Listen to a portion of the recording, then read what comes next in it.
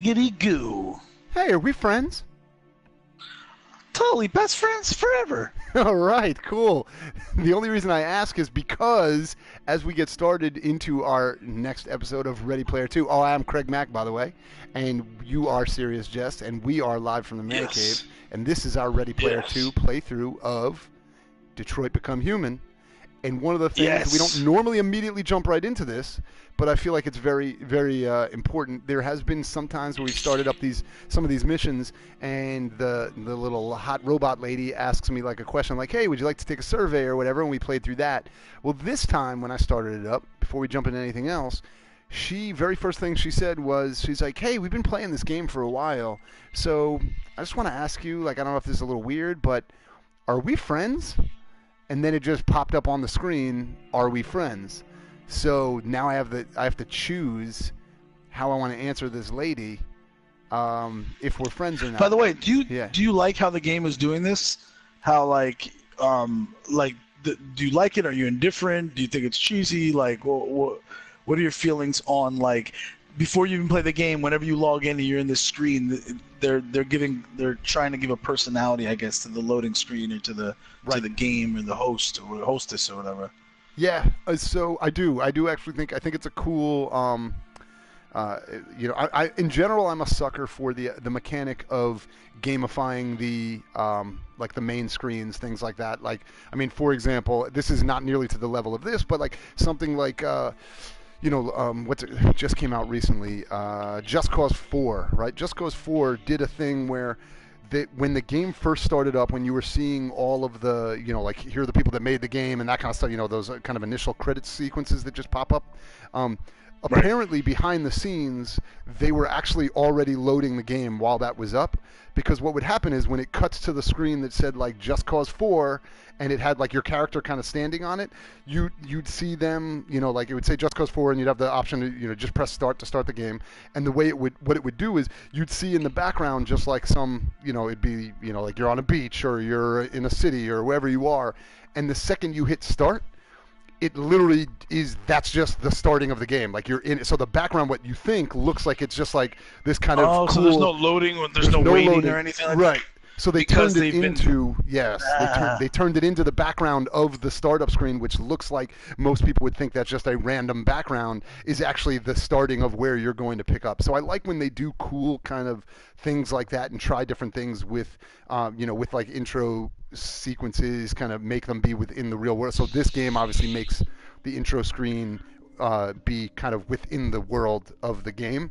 So I actually even like that there's times where you guys don't normally get to see this, because typically we start it, by the time we can start broadcasting is after the initial moment where she starts speaking. But like, there's even times where she's be like, "Oh, it's been like a week since we last got to play. Like, I hope everything's been okay, like in your life, since we last saw each other," or whatever. Like, she'll remember that you haven't played in a couple days, or she'll be like, "Oh wow, you're back again so soon," because like you just played one, the day before or something like that. She kind of remembers those types of things. And then, there's like the, "Hey, just want to make sure that your controller's working. Let me just test the vibration," and she'll just buzz oh your yeah. controller and stuff. So it's like, I definitely think it's cool. And if you leave it going long enough, she will start just like saying little quotes Nagging and you. stuff like that. Sometimes she'll nag you Oh, and be like, "Hey, why are you waiting so long?" type things, and some of that, those ways to kind of be like, "Hey, you can press start now," in case you didn't know. There's ways for her to say stuff like that without actually just saying that. But it is kind of cool, because she will say like, "I hope you had, like, if you had a rough day today, like, always know you can come back here and just hang out in Detroit with us or something like that. We're always here to try to cheer you up," or stuff. So it's like, it's a cool little way to give personality to her, which I definitely do enjoy. How about you? Did you like it? yeah, I like it. It's like a cool. It's a little cheesy sometimes, but it's cool. Yes. It's better than just sitting there and staring at me. Right. It is. Well, you know. when she does that, like what she's doing right now, like in the background, that's a little bit weird. And it actually is. We have made fun of that in the past. It can be slightly off-putting when she just goes into the kind of like she looks like she's just staring around your room and like not saying anything, because it's so Judging close me? up. Yeah, because it's so close up, it literally is like Those are a bunch of empty beer bottles on my floor. Yes, I haven't picked them up yet. Right, exactly. Stop judging me. So, with all that being said, as this is a weird episode for us already because we just jumped right into talking about game stuff before we get to the other stuff. But this is the thing for me. Initially, my first thought when I saw it, I was like, no, of course, like, no, we're not friends. Like, you're a fucking weird loading screen robot thing. So, like, of course, it's a weird question to just ask me that as, like, CraigMakk playing the game. But then, on the other hand, then I started thinking, like, oh, as somebody who's, like, you know, I wouldn't normally, like, I wouldn't say that to somebody right to their face, right? Like, I just, like, because I'd be like, oh, you're, like, nice, you're trying, that's nice, like, whatever, you're trying to be nice, whatever. So the fact that it's not just literally her being like, hey, welcome back to Detroit, and then she just sits there and stares at you until you press start, like, the fact that she does converse with you, I'm like, she is trying, at least, or the creators of the game have tried to make her come across as being, like, this, you know, Friendly. character. Right. So part of me is like, yeah, I guess you're friendly, like you are a friendly person. But I think if I had to be really honest, in like the same way I took the original survey, I would be like, you're basically the same way as if I walk into like the Apple store and the person says like, hey, thanks for coming. Like if the next thing they said to me was, I hope you had a great day. Also, are we friends? I'd be like, get the fuck away from me, you weirdo. I just came to buy a new what Apple have you phone. seen this Apple? What have you seen this person in the Apple store now? We're on mission 24, so let's say you've seen him 23 times before this. Then they ask you, "Are we friends?" I would still be like, I'd be like, that's a weirder question because now it feels like you're stalking the fact that I've come in a lot, and now you're turning that into it being like a friendship thing. Because clearly I'm not coming to see you. Like it's not like I'm coming to the store to be like, hey Bob, what's up, dude? I just wanted to come by and see how you're doing. How's everything? Did you get that raise you were looking for? Cool. Okay, I'll check you next time. Like I'm coming in to buy something. What if she was this hot though? What if she was this hot? And then maybe that changes, huh? Possibly. Although you could probably extrapolate out and say it could be weirder that like this random hot chick that works at like this store that you go to is all of a sudden one day just like, are we friends? You'd be like, oh God, what? Well, I think all right. So hot chick in a store that you've been back to 23 times, right? And then she just out of the blue says, "Are we friends?" I think you'd have to say yes. Yeah, probably. Balding middle-aged dude who'll ask you the same question. You're like, "Get the fuck away from me! Why am I your friend?" Yeah. So okay, hot you know what? chick, though. Now that you've actually said that, because now that we kind of started with the joke about the Apple Store, but now that we transitioned, now I'm trying to imagine, like, okay, a more probably realistic version of this. Like, obviously, they have not been able to create her to hold full-on conversations with you because that would just be like the memory just to be able to do that, to write that many lines would just be not worth it, right? But conceptually, the fact that she's trying to converse with you and say, you know, like saying things to you is probably more analogous to like if there's like a restaurant that you like a lot and you go there a lot, like, you know, you and your wife go there or whatever, and there's like a server that you get a bunch of times, and like it usually just starts like, hey, good to see you guys again, and then eventually you know each other. My wife, I'm like, bitch, we ain't friends. No, we're not friends. But if you know each other, if you were there with your wife, right? Well, yes, yes, of course. What are you, crazy? Why are you talking to me like that? Oh, I've never seen you before. Get away! Let me speak to your manager. No, but if it was a place like that where like you have been there long enough, where like usually a person wouldn't just say to you, hey, are we friends?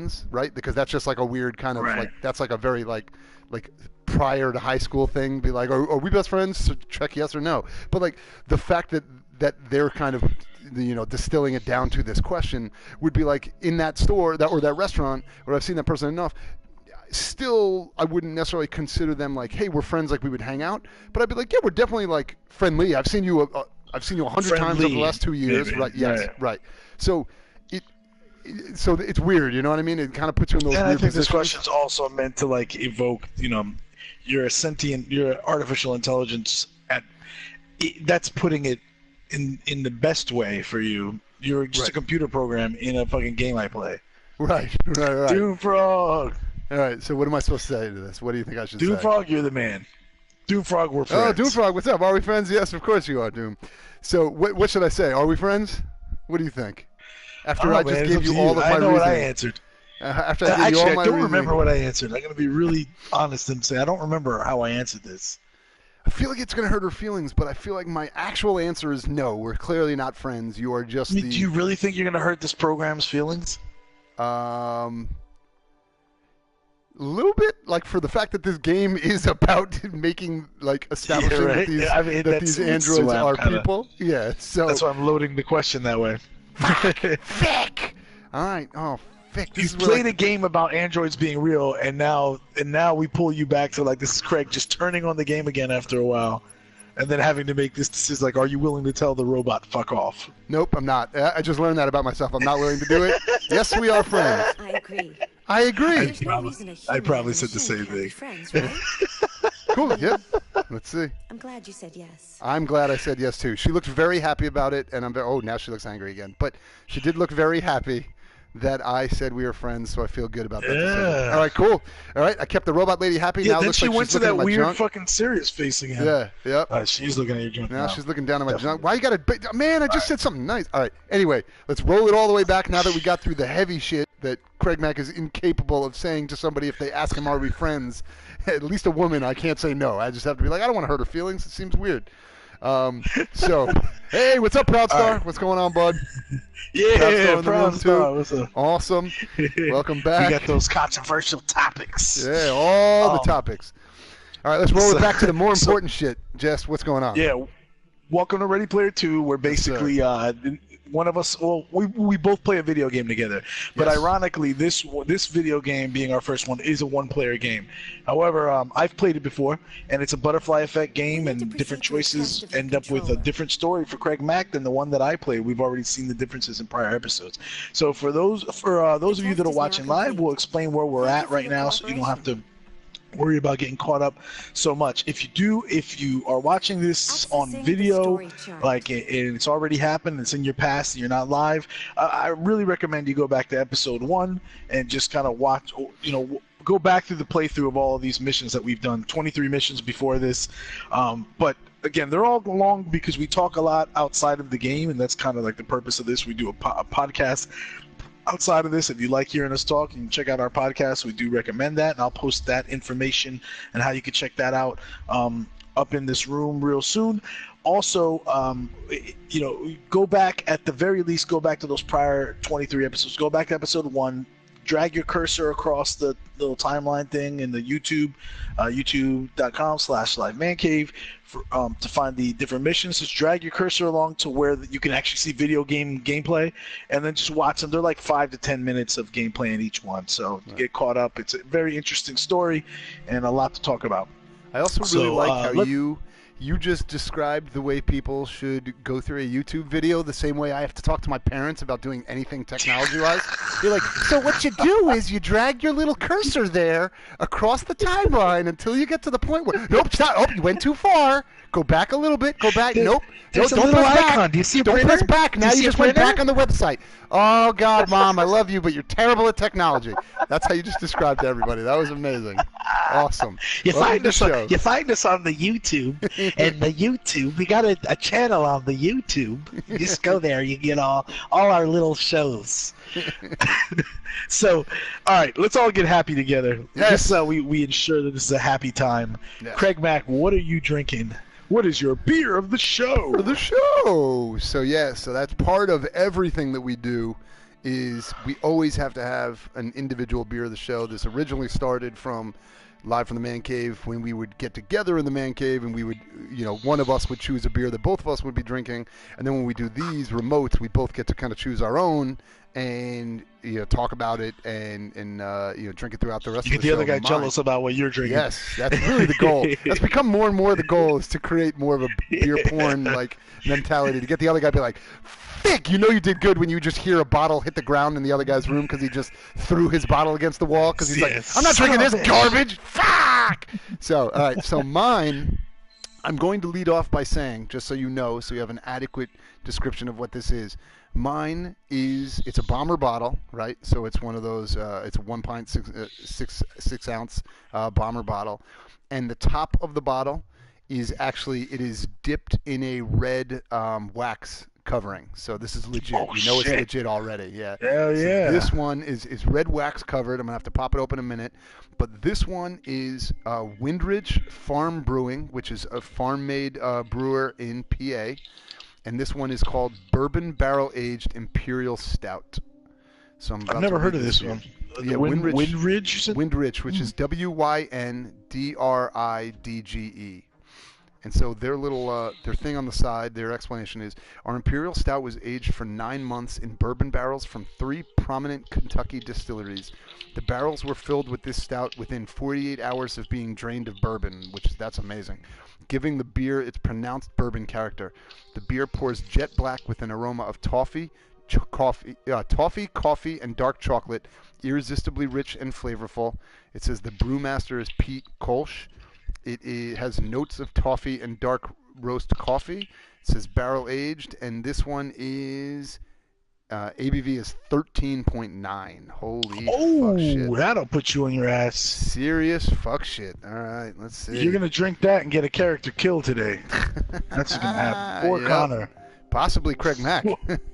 Or yeah. You never know. Let's see how this goes.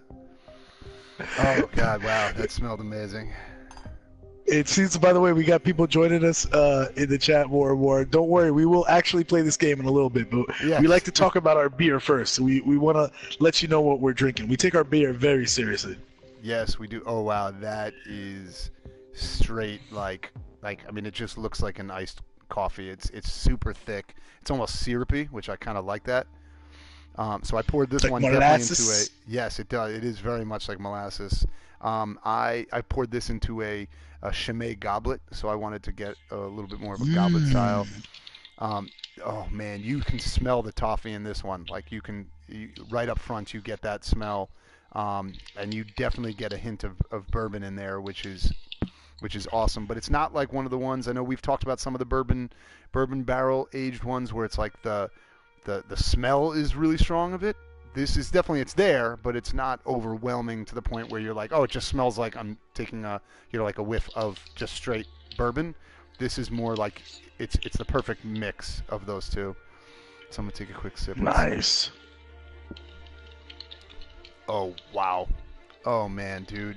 So that literally tastes like it's toffee and bourbon. So it almost kind of tastes a little bit like if you've ever been to a place that makes like spiked milkshakes, you know, where you can get like some type of I'm trying to milkshake. there's a bunch of them in New York, but I don't remember if I've actually had one. I probably Okay. would have remembered if I did. So I'm gonna say no. I've never had a spiked milkshake, but now Okay, I so want to really bad. there's this place in I'm going to give a shout out in Pittsburgh. There's this place. It may be all over. I don't know, but I've been to it when I visited Pittsburgh, called Burgatory, which is like awesome like awesome burgers and burger place. milkshake. Yep, awesome burger place and milkshake place. And so they have this whole section that is their spiked milkshakes, and one of them they have it's called like Granddad's Best or something like that. And it's basically like chocolate, toffee, bourbon, and like there's one other thing in it, but I can't remember what it is. But it's basically those are the main flavoring in it. I think nuts. There's nuts in it also. And so this literally tastes like These one of nuts. those. Yeah, this tastes Sorry, like one I of couldn't those. resist. I couldn't resist. No problem. Nope. Tastes like these nuts. deserved it. So this All right. tastes exactly like that. It tastes like like that spiked milkshake, because you get a little bit of that coffee, you get that toffee flavoring, that kind of sweet like dessert flavor, but you get a nice finish of all bourbon, which is perfect. This one is going to get me fuck shit and the hobo tonight, so it's gonna be a problem. Nice, CraigMakk, fuck shit, and the hobo. There you go. Craig, All fuck right. shit, and the hobo. Perfect. Oh, Hey, what's the man. name of what is the name of it again? The beer and the brewer. Windridge. Or So what's it's the brewer? WYNDRIDGE. Windridge Farm Brewing. And then it is their bourbon barrel aged Imperial Stout. 13.9%. Imperials. All right, so I'm gonna put a pin in that, and then I will be. I've located it on beeradvocate.com. I'll put a pin in it, and then I'll post that in our chat here in a second. So I'll tell you about what I'm drinking. I am on a fucking. I'm addicted to this brewer lately. Lagunitas has really made a resurgence. Like again, initially, like I used to drink this back in the day, back when I lived in DC, like a few years ago. And back then, I used to think that they don't make a lot of beer that was enough of a high percentage for me. And that's also because back then I drink IPA. I want like 10%, 9%, you know. Right. So I remember even having this way back in the day and just thinking like, yeah, it's good. But you know, it's not high up in the ABVs like I would like it to be. But now that I've kind of come up off of the IPAs and I'm like, you know, just like exploring stuff more for taste and stuff like that, rather than just high ABV, high hops, and all that stuff. I want to re-examine this one because now it's sitting at what's a cool ABV for me, of a 7.5%, and Nice. The description of it. First of all, it says this one is a limited release, and then they wrote in "un" before the limited, so now it's an unlimited release. And then the way they describe it on their bottle is, so we're all on collective disability. That's cool. Let's put some ice on it and keep ourselves elevated for a while. So what's on the tube? Honey, get me a beer from the fridge, will you? Sweetie, please. And then it's got this picture of this pretty hot, looks like 20-something year old, in a little shorts and a nice revealing low cut. Looks like a halter top or whatever the fuck the name for this kind of shirt is, but it's a little something ale. It's a little something Nice. from Lagunitas, and I have had this before. I remember thinking it was good, but you know, again, back in that day, 7.5 wasn't really enough for me. But so I cracked open the top. The smell it gives off, it doesn't smell like there's no fruit in this. This is just ale, and it's a nice crisp smell off the top, inviting. Now let me take a sip. Oh, that's good. That's good again, this one doesn't use any kind of fruit, no kind of like brown sugar, no kind of like, there's nothing to distract from the beer taste. If you like beer and you're drinking a beer and you want a good beer, that somehow this doesn't even this tastes like a 5%, even though it's a 7.5%. But actually, it's got like kind of like a strong scent, which hangs with you.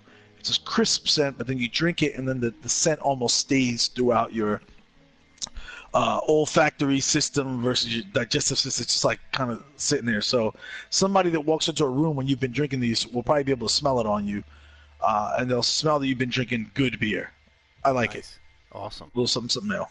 That's very cool. Yes, I like that one as well. You chose very well tonight. I'm proud of you. Choose wisely. Good job, man. All right, you ready to get this party started? Right. Yeah, so just real quick. Get our Public Enemy on? Yep, just to give... Oh, man, I really hope they play some Public Enemy in this mission. So, in this one... Yeah, but Chuck D in the background while you're fucking shooting people? So this one is taking... Why is it when I watch this show? That's what we're here to do, is to get you to drink when you're listening to our show.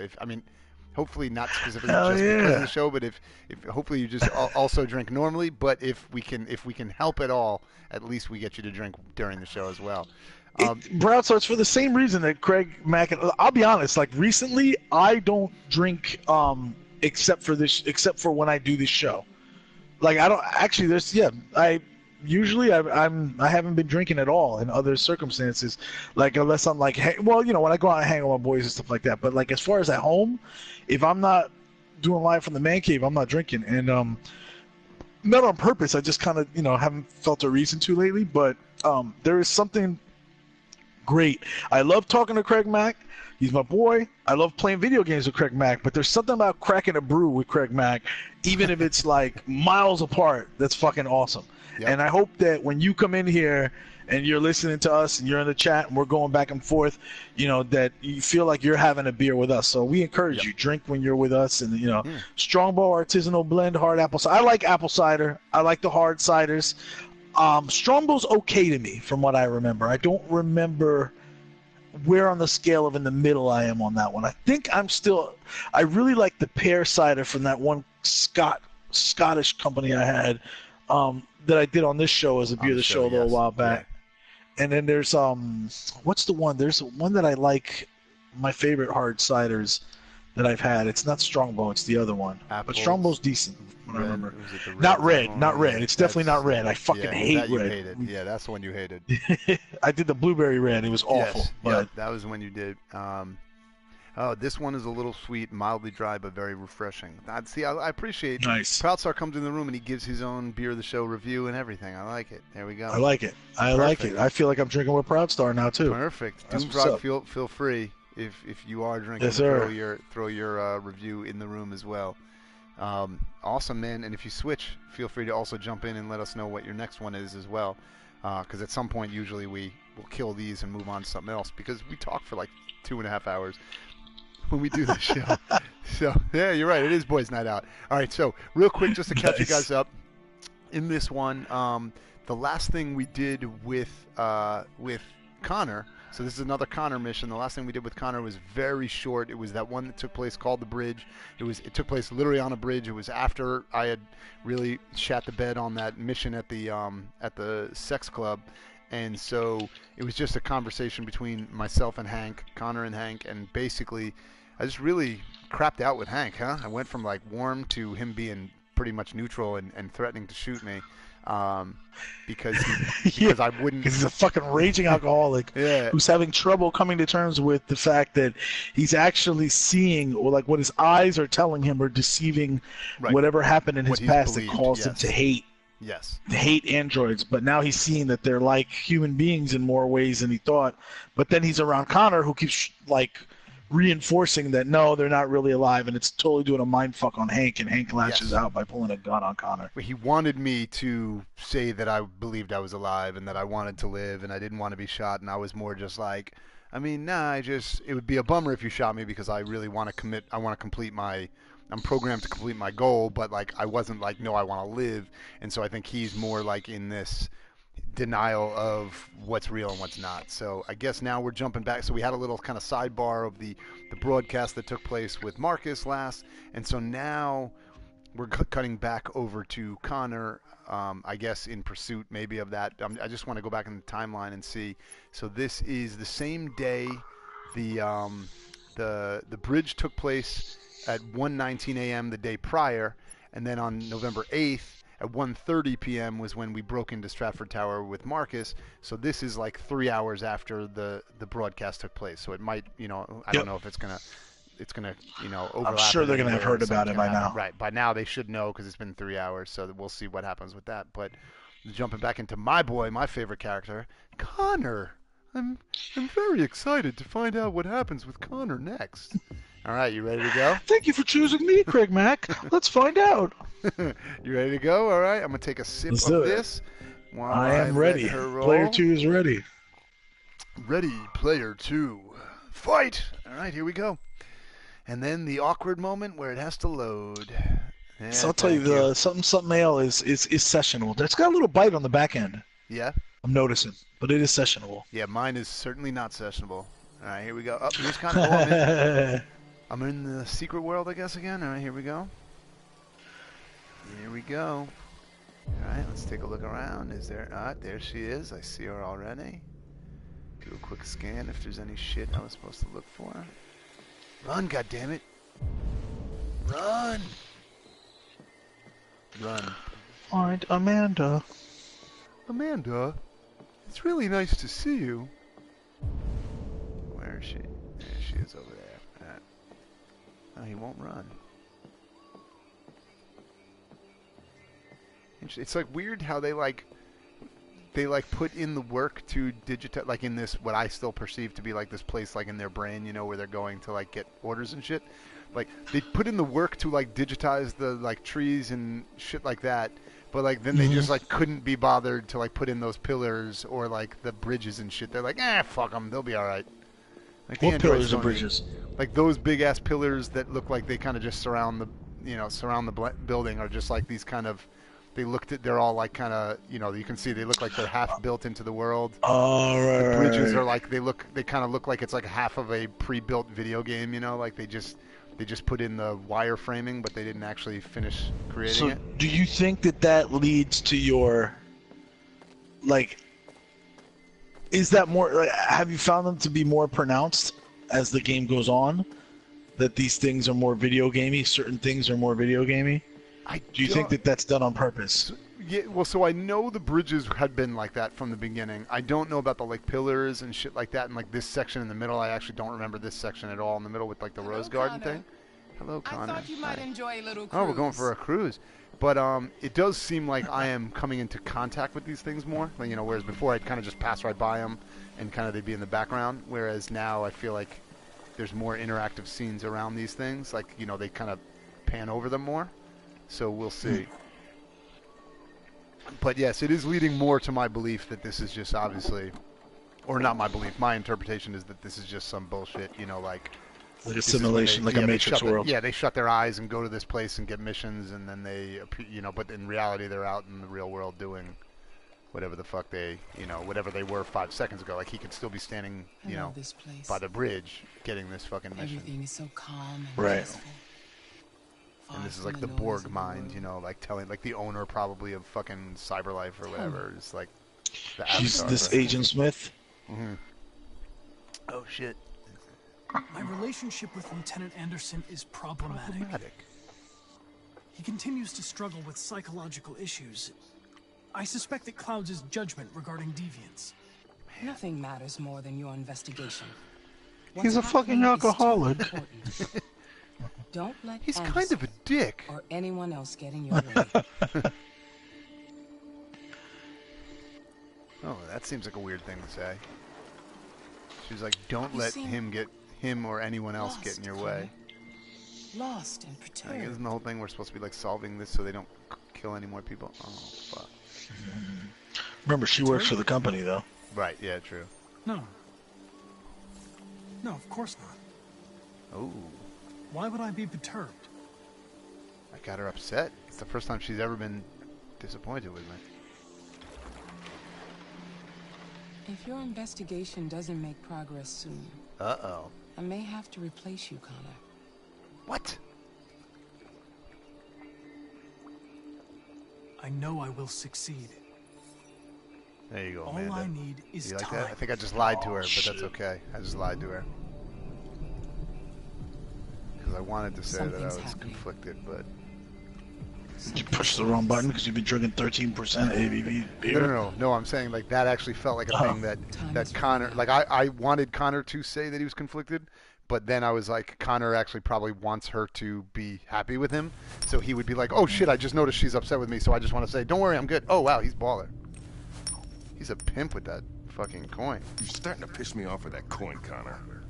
What? How are you not fucking thinking he's awesome? That was like some basketball shit. He was just Hi, Hank. flipping it back and forth like a pimp. Shit, what's going on here? There was a party, nobody told me Listen about away it. from like a child. Yeah, it's all over the news, so everybody's Put that butting their shit nose. away, you Even motherfucker. the FBI wants a piece of the action. Ah, Christ, now we got the feds on our back. I knew this was gonna be a shitty day. So what do we got? A group of 4 androids. They knew the building, and they were very well organized. I'm still trying to figure out how they got this far without being noticed. Did you check the roof? Not yet. There's so much to look at. I have to make sure we check it out. They attacked 2 guards in the hallway. Probably thought the androids were Oh, so coming this to do is the building maintenance. where it happened. All right, that's They cool. got taken down before. Yeah, they it's the could hallway react. where the dude Yeah. got shot. Yeah. Yep. Simon, right? It's Simon, I believe. Yep, Simon.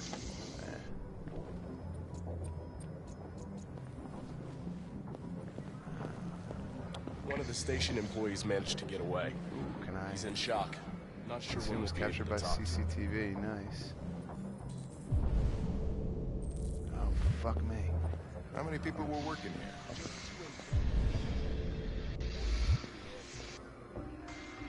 Do it quick. Broadcast the message live.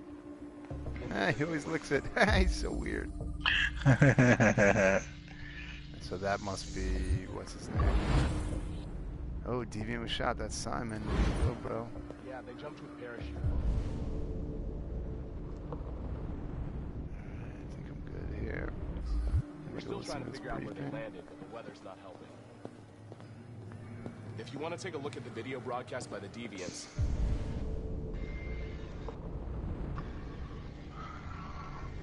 it's on that screen over there.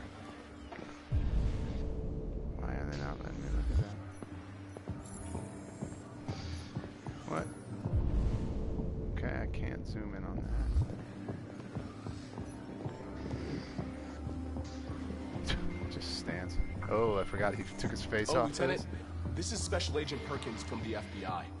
Lieutenant Anderson is in Who's this charge of fucking investigating guy? for Detroit police. Look at this fucking guy. What's that? My name is Connor. What's I'm that? the android sent by Cyberlife. Androids investigating androids, huh? You sure you want an android hanging around? After everything that happened? Whatever. The FBI will be taking over the investigation. Being a as soon as dick. the case. No, pleasure meeting you. Have a nice day. And you watch your step. He's such a Fucking dick. prick. He's like, pleasure meeting you. Have a nice day. Oh, that guy's worse than Hank. Fucking prick. I'll be nearby. If you need anything, just ask. I love how there's basically just like 3 cops on the Alright, well, let's have a entire look around. force. It's like always the same guy. Fresh blue blood reported Don't missing. find anything. Okay. Okay, Lieutenant. Am I gonna get to do one of those awesome fucking like where I You'll go lick the through- screen and stuff. We ask that you recognize our dignity. That our was hopes, awesome, by the and our way. rights. When I got to choose Together, like the things that were we most can live important in and all peace that, that was and build fucking cool. a better future for humans and androids. For the speech. This message Yep. Go is the back, hope yeah. of Anyone the who's people. listening to this one, if you You didn't listen to gave the us last life. episode, And go now back the and time listen to has that come for because you that to was give us cool. freedom. Think that's RA9? I'm in mission 22, no, Say 23 RA9 rather. will set them free. Yeah. RA9. This android seems to have that objective.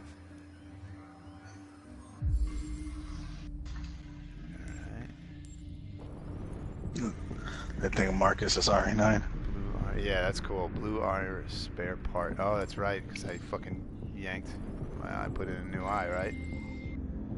Recorded at. Marcus did. Yeah, Right. that's what I mean. Yeah. Oh, that's cool. Pupil reflection. He saw the other faces of the guys recorded. That's fucking cool. He zoomed in on his pupils and saw that there were other fucking deviants in the room. What the hell? I thought I did that. I did that one already.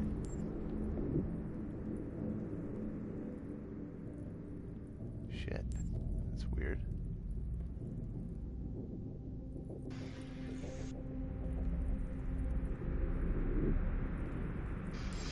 Ah, there we go. Registered as Marcus. Oh, gift from Elijah Kamsky. To Carl Manfred. Elijah Kamsky. Oh, shit. That's the owner, right? Wasn't that the dude we read the thing about? Like the great Yeah, Mark? Carl Manfred. Oh, Elijah Kamsky's the actual Elijah maker Kamsky of is him. the maker, yeah, the right. owner from the original. Yeah, The guy who who like, developed it. created the company. Yeah, Right. and so he gave him to Carl, my old dad slash boss. I didn't realize that. Maybe I didn't remember it. I don't know if I Identify its discovered model that. and serial number. Anything else I should know? No. Nothing. What? That was weird. Why is Hank like, I don't fucking believe you, Connor? Yeah, because it's almost like he sees him fucking lying and Connor's not good at it. Yeah, but I didn't like get a choice on that. That was just straight up like Connor being Yeah. like, yeah. No. Oh shit, there she is, Minka Kelly, doing some Minka Kelly shit. Deviants didn't break in. I'd know that ass anywhere. They didn't break in. No signs of forced entry. There are cameras in the hallway. The staff would have seen what was happening. Why did they let him in? Fucking awesome. They didn't His check the delivery cameras. is so good. He's such a good actor. Brian Descartes. Yeah, he's fucking awesome. Alright, let's turn that chair.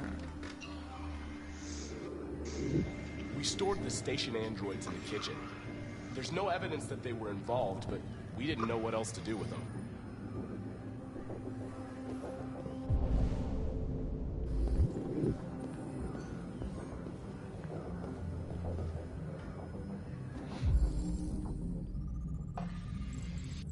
Stolen maintenance uniform assailants were disguised. We know that. We already saw them.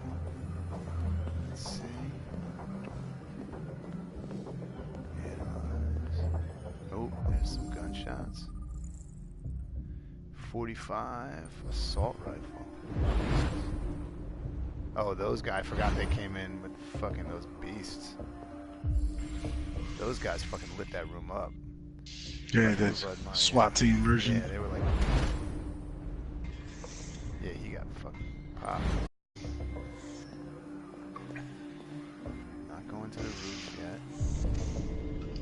Oh god, there's a ton of shit in this room to fucking look at. Yeah. Remember, a lot of shit happened in that room, though. Yeah, it's pretty cool. Oh, get out of the way, Mr. FBI man. Let's look at this. Speech was shot from here. Got it. Yeah, that's still one of my favorite fucking parts, is like how he analyzes the fucking world. And like figures out, you know, like how you get to see the image of what he's figuring out. You know how things Heavy play out. rain, Cool. but it like improved. Yeah. Damn. It's a little bit like it's got a little bit of like the way Batman Detective Vision and shit looks, but it's like it's played out, you know, even a little bit. It makes a little bit more sense here because the fact that like the robot would fucking analyze things that way, you know, is pretty cool. Alright, let's go talk to these motherfuckers. Oh god, they're so fucking creepy. It's heavy rain, as Jim Sardonic would call it, hard rain. Yeah. Keep saying that. Bleeding blue.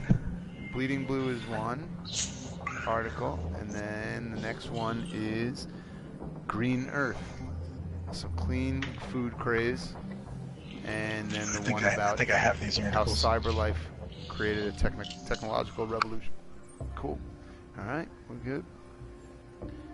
Hurry up. Hurry up. There you go. You're all good. All right, if for those of you watching, we will get to that in a minute. We always just, we store them and then talk about them after the fact. Let's go talk to these fucking creepos. Hey, guys. Oh, wow, he's ice grilling them right now. That's fucking...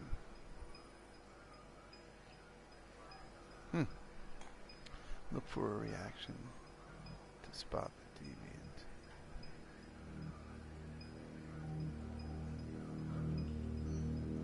What is your function? Oh, I am a broadcast operator. State your I model. want to say that too. Model GB300. I really love. Serial number I love this particular puzzle. It's fucking 581. awesome. Yeah, this is cool. Run a diagnostic. Oh, weird. All systems fully operational.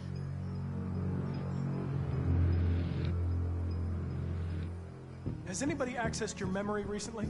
Not to my knowledge. Were you present when the deviants broke in? I do not remember. Have you been in contact with any other androids recently? Only station androids in the normal course of my function. One of you saw the attack on the surveillance cameras and said nothing. Which means there's a deviant in this room. And I'm going to find out which it is. Oh man, he's fucking cool. Shit. Why should you all be destroyed if only one is deviant? Turn yourself in or 2 innocent androids will be shut down because of you.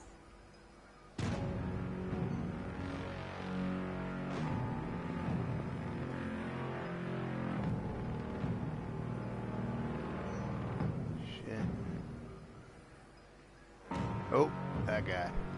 If you give You yourself up, motherfucker. maybe I can convince the humans not to destroy you.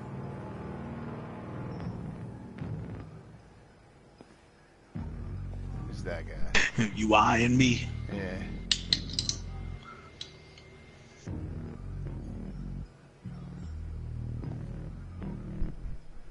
You're going to be switched off. We're gonna search your memory and tear you apart piece he by is fucking piece terrifying. for analysis. You're going to be destroyed. Do you hear me? This is like some fucking military, like, you know, what's it called? Shit. Like, boot camp? Like, yeah, your boot camp shit, like. Where are you from? Texas? The deviants have just been caught. Bullshit. You look like you suck a golf ball through a garden hose. I knew everything.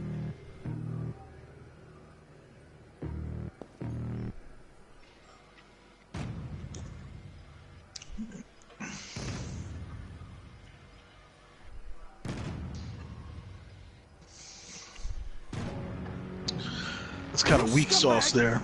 I know it's you. You're just Connor. a fucking deviant. What'd you say? So that was kind of weak sauce on Connor's part. We caught him. We already know what the truth is. There we go. Why you still question? Yeah.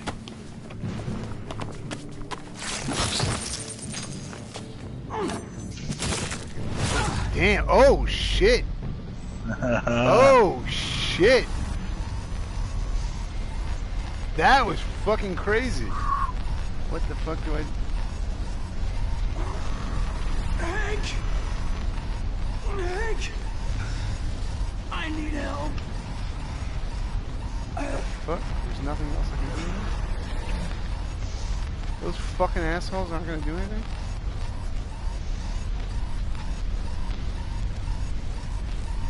Oh, fuck. Shit's for real, Craig. You need to figure some shit out. Yeah, I didn't realize that. Nice. Get up, you fucko! Oh, he tore out his fucking thing. That's what happened there. I didn't realize what was happening. Tore out his heart. Yeah, I didn't realize what that was. You got all up in his face. He ain't like that shit. Yeah, he did not like that.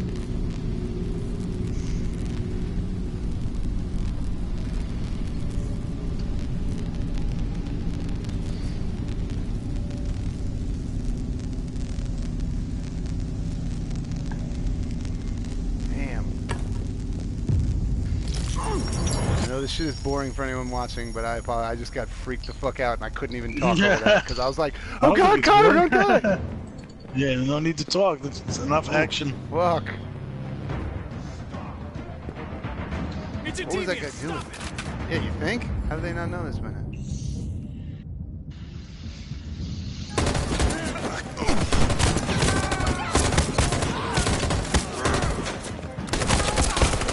Yeah, you got fucked up, dude. I saved your ass, Hank. Good thing I was like, figure it out, Craig. Otherwise Good call. Oh no. Oh, you better like me now, you fucko. Connor, no. Oh no, I better not be dead. What the fuck? Did Connor just die? I'm about to be pissed if Connor's dead. Oh, okay, it's not the end yet. Oh, Simon. Oh, what was that all about? No! Oh God, no! Did he die? Fick! I don't want to play this game anymore. I'm done, Jess. If Connor's dead, this game is over for me. Wow, that was fucking cool. I'm pretty sure Connor can die in this one. Yeah. So I don't know if you just did that or not. Fick. That was terrible. I don't know. I mean, all three major characters definitely can die in the story. I don't know if... All right, so the good news so far is I'm exactly 40% as well. Okay. So this one seems like it was probably choices again, you know, like deviations, because I don't know. Well, I guess we'll find out in a minute what if I missed stuff or not. But yeah, don't spoil anything, Proudstar. He's already played through this. He watched us do like a playthrough of this game and then decided to go on a tear and beat the game in like 3 days. So yeah, exactly. He didn't have to finish the game in 3 days. He didn't have to play it drunk. Talk about it for fucking 4 hours afterwards. Yeah. All right. Oh, fick you, you Imperial Bourbon Stout. Did you just fucking kill Connor? Fuck. All right. So the way we always do this is after we get through a mission, then we'll kind of just recap some of the stuff. We always try to compare it against the world stats just so we can see, you know, the decisions I made. And so Proudstar, one of the things I know that you had mentioned, if you made any different decisions than either Jess or I did, feel free to jump into the room. But try not to spoil anything except for for things Craig that could be a long-term spoiler. Yeah, if it's just like a different decision or I went this way and this is how it played out, totally fine. But if it's something that's actually going to spoil like future things that could occur, please do not spoil that, because obviously we want to kind of play. I want to approach everything with a clean slate, not really knowing what to expect. So I'm bringing up the world stats right now. Real quick, I'll just read off this section, and then just if there's anything you want to say before we go into the flow chart. But so we both said 40% completed. The public opinion is still indifferent to me. Software instability is still questionable, but I did see a moment where it dropped a little bit. So obviously I had a moment of some type of instability for the first time because there was a downward spike in that. And then Hank, I got him back up to warm by saving his life. Fine, I had to fucking save his life just to get him to fucking not think I'm a scumbag, which is awesome. He's a really fucking hard guy to make friends with. Well, he was neutral before. Right, yes, so I didn't true. think he was Yes. a scumbag. But, right, true, yes. I'd gotten him fully warm, and then I shat the bed on the bridge, and now I got him back to warm again. And then Amanda, I almost crapped out with her for a minute, but I got her back to trusted again. So that's where we currently stand. Is there anything you wanted to go through quick before we dive into the flow chart, or just go right from there? No, go right to the flow chart. All right, let's go right into it. So we'll zoom back and start up here. So fall in the Zen garden. Fall in the Zen garden. What does that mean? Oh, it is fall. It was, I guess it was saying, fall. Yeah, it is yeah, fall. right, Yes, right. the season. The I thought they season. meant I fell. Yeah, I thought they meant I fell, and I was like, well, I don't remember falling in there. All right, cool. So I talked to Amanda, and then so there was no real decisions there other than I guess you could have made Amanda dislike you more or like you more or whatever, and I got her to trust it. So. By the way, I just yes. it started to occur to me now that you called out that it was fall in the Zen garden. I didn't pay much attention to that before. But yeah, when this whole thing started, it was like spring, like summertime. Yes. And as you notice now it gets to fall, and you're starting to notice more of the less of the natural looking stuff and more of the stuff that looks video gamey, and now, which is now reaffirming your suspicion that you've had it from the very beginning that this is just like a in the Matrix setting and not a.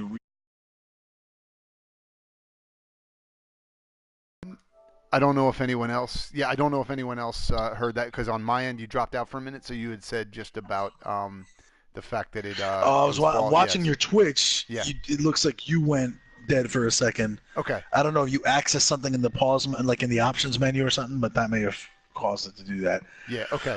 I was gonna say. Yeah. I noticed that. You pointed out the season is fall in the Zen garden, and I think when this whole thing started, it started in like spring and yep. summery, and it was lots of leaves and flowers and lots of details like that.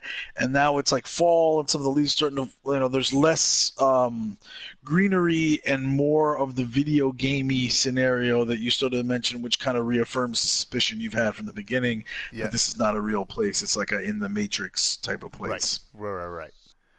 Cool. All right, that's cool because I didn't realize the change in seasons, but now that you mention it, I definitely I recognize it. It makes sense because you can tell the difference in kind of the background. I mean, some of these things are always going to be some of the difficulties we'll have in that we're playing this over such a long period of time. So things to like Proud Star that he obviously picks up because he's like, oh, that shit happened on Monday and now it's Wednesday. Whereas like to us, we're like, I played that in like October and now it's fucking March. Right. So.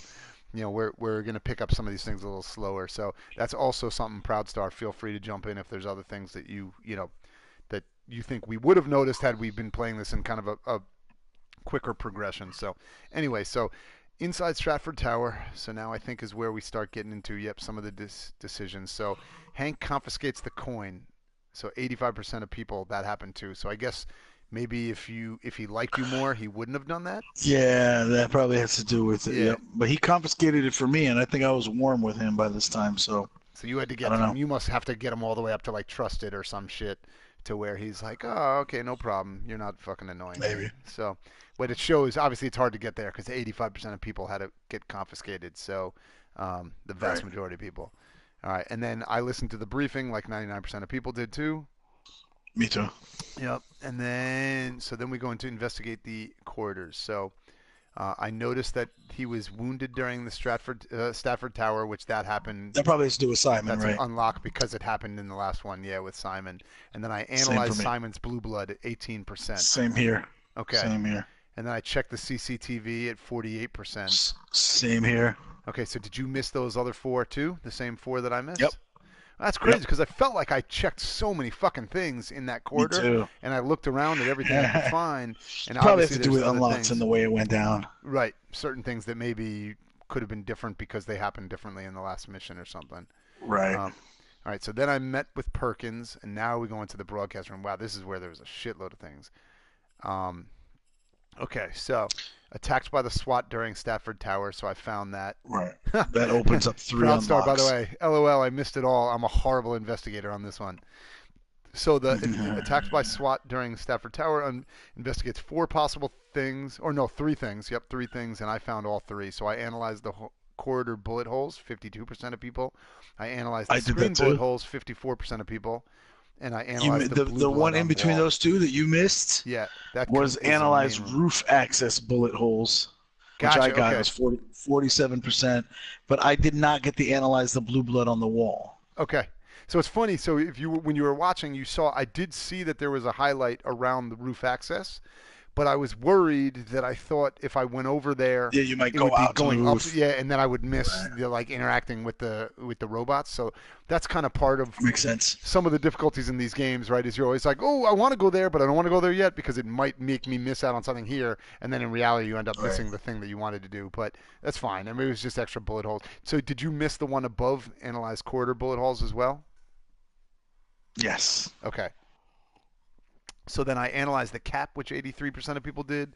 I watched the video, which 94% of people did. So did I. And I checked the camera, which 94% of people did. Me too.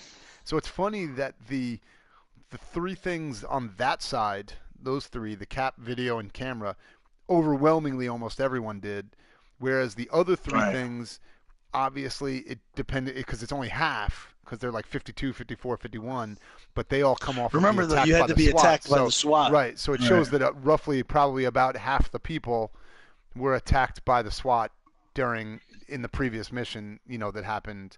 So it's kind of cool, like, seeing the numbers allows you to kind of extrapolate out that it was probably a 50-50 split on if people made the decision to end up that led to them being attacked by the SWAT team, because.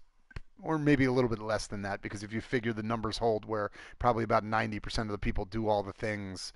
So if you figure 54% of those people, that's 54 out of a 94%, that kind of thing. But it's still cool that you can kind of start doing the math equations in your head and figure out the decisions that people made. And then wounded during Stafford Tower was another unlock because of Simon, and I analyzed the blue blood on the console, which only 24% of people So did I. So, okay, so again, so that must be... maybe a much less, like maybe a much smaller amount of people got him wounded in the first place for that to even be an opportunity to check.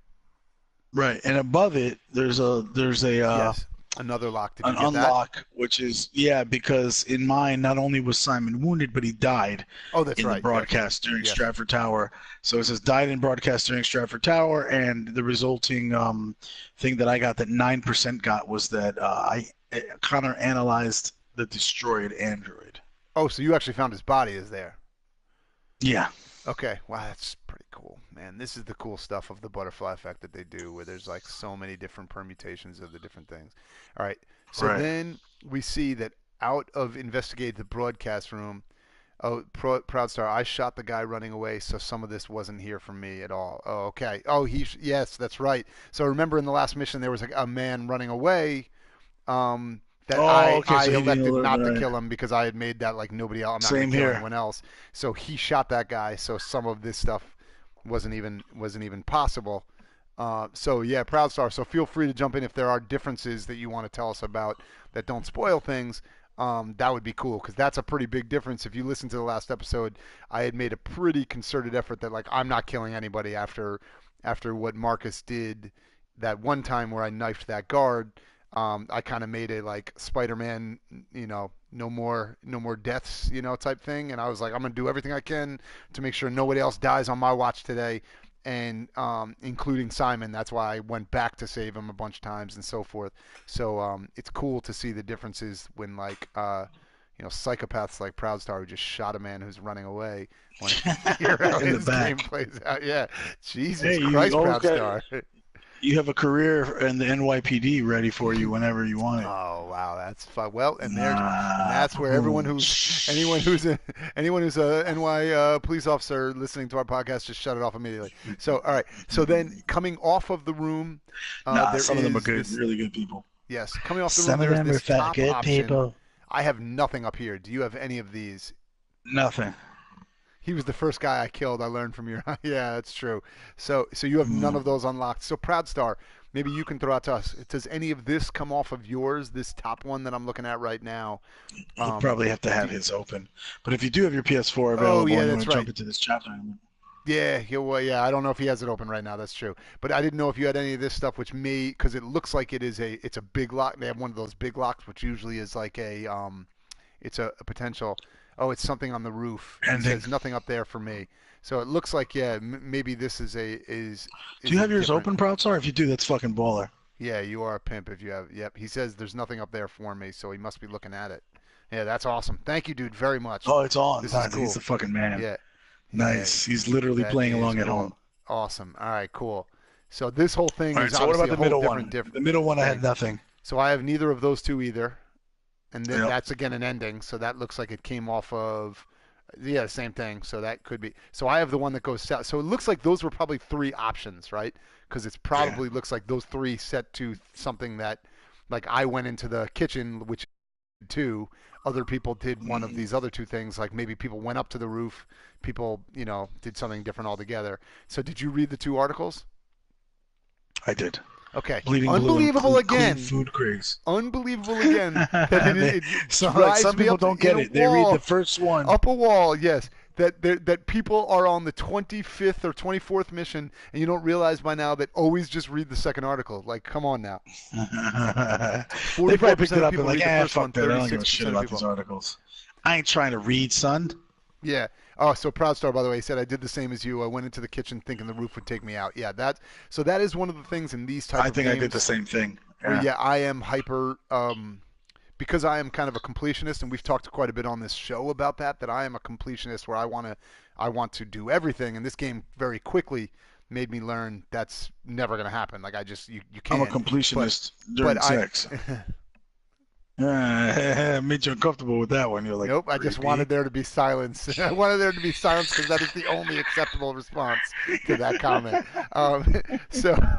So I always kind of think about these things where I'm like, okay, this looks like it's one of those moments where if not what she said, Justy. Nice, well done. He's just giving you shit in Twitch, and I like that. So one of the things. For me, is you if you play games that way, if you play where your mindset is always like I want to see everything, you kind of start looking for the invisible barriers, right? Where like if I cross this barrier, it's going to cut off all the previous shit, and I'm not going to see that. And so we're all kind of used to, like for example, you play.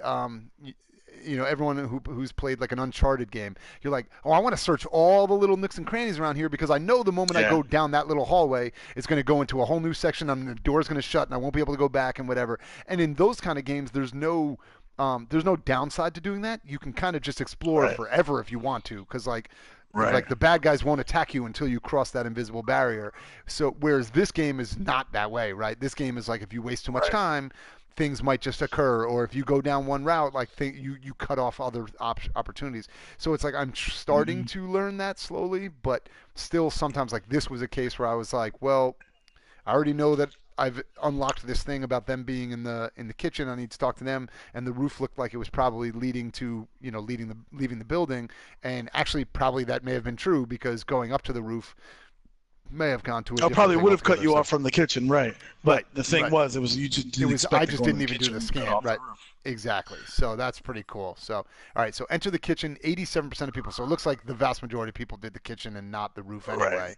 Probably for the same reasons that you said. Right. Exactly. Interrogate the android. 81% of people. So overwhelmingly, people found the deviant. Obviously, there's the other, the other 19% of people that are that other option that don't find him. And then that leads to 81% of people having the deviant attack, so that obviously happens automatically. So you're all the same up to this point, right? Oh, you have to be, yeah, because you found the deviant as well, correct? I found the. You know what? I'm sorry. I'm looking for the articles right now, so okay. I'll come back for you and tell you in a minute. But it was Bleeding Blue, and what was the other one? And Clean Food Craze. Yeah. Let's see if I can find them. Okay. Do you want me to keep moving on, or? Yeah, you can keep. Oh, actually, hold on. I found Bleeding Blue. Okay, let's see. All right. So that one is the article says the quantum magnet that could scrub carbon from the air. Tech Addict is the name of the magazine, and it's Bleeding Blue: How Cyberlife Created a Technological Revolution. And then space tourism is Mars your next holiday destination. As one of the little side articles, it's not actually right in the yeah, revealed. So then it says, all right. So back to the article: How Cyberlife Created a Technological Revolution.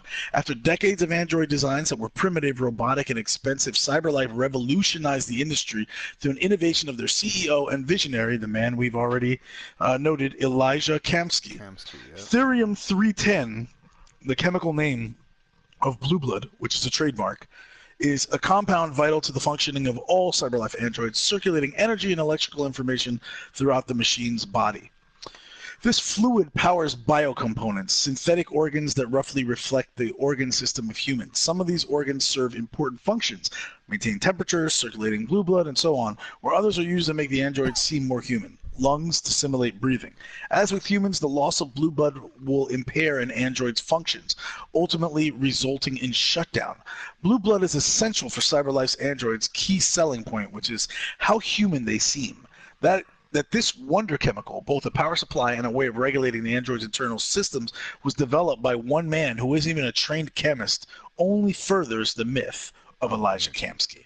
Whoa. So does this raise any talking points for you? Anything you'd like to say on it?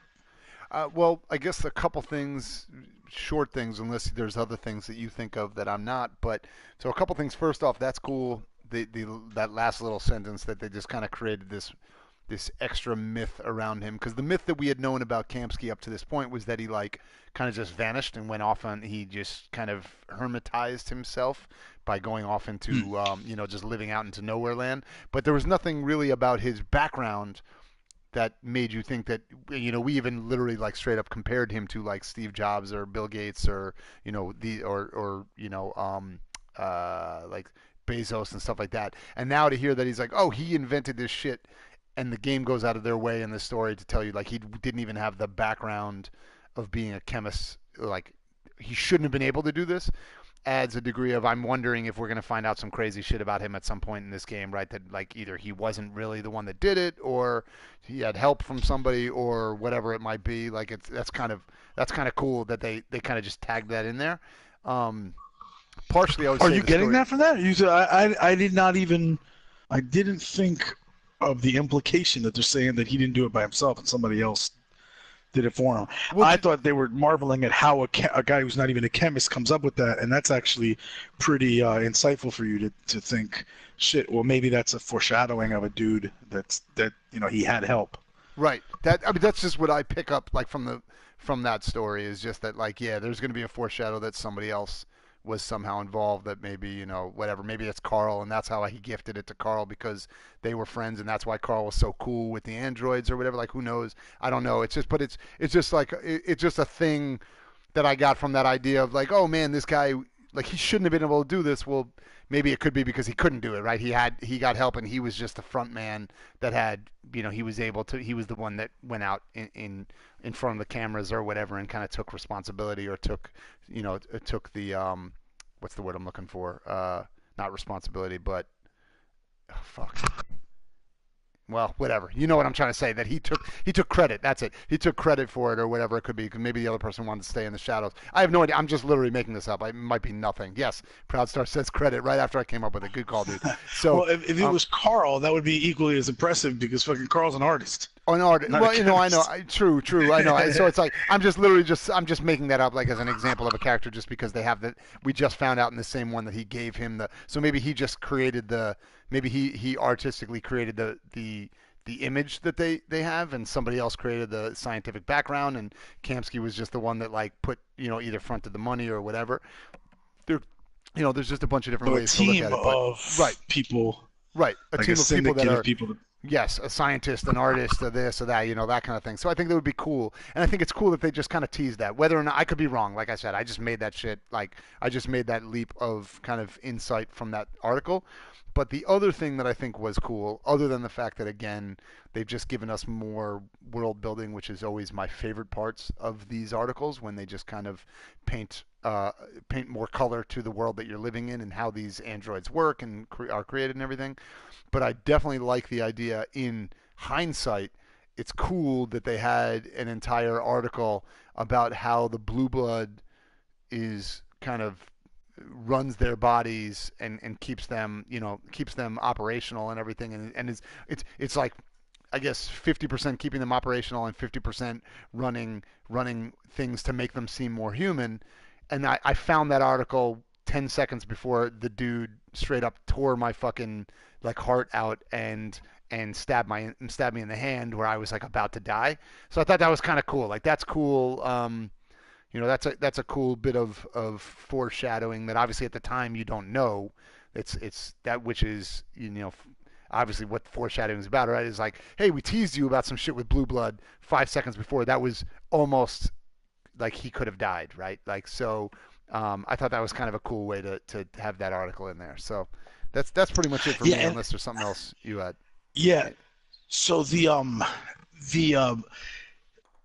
what was really cool for me was them describing in this article, like you said, like the function of the blue blood, like how it makes them work.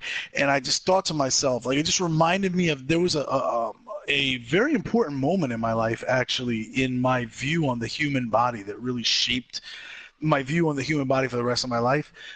When I was younger, maybe like 13, 14, whatever, I went to see the Bodies exhibit in New York. Have you ever been? Yeah, no, I have not. I know about it, and it's supposed to be amazing. I have not been to it though.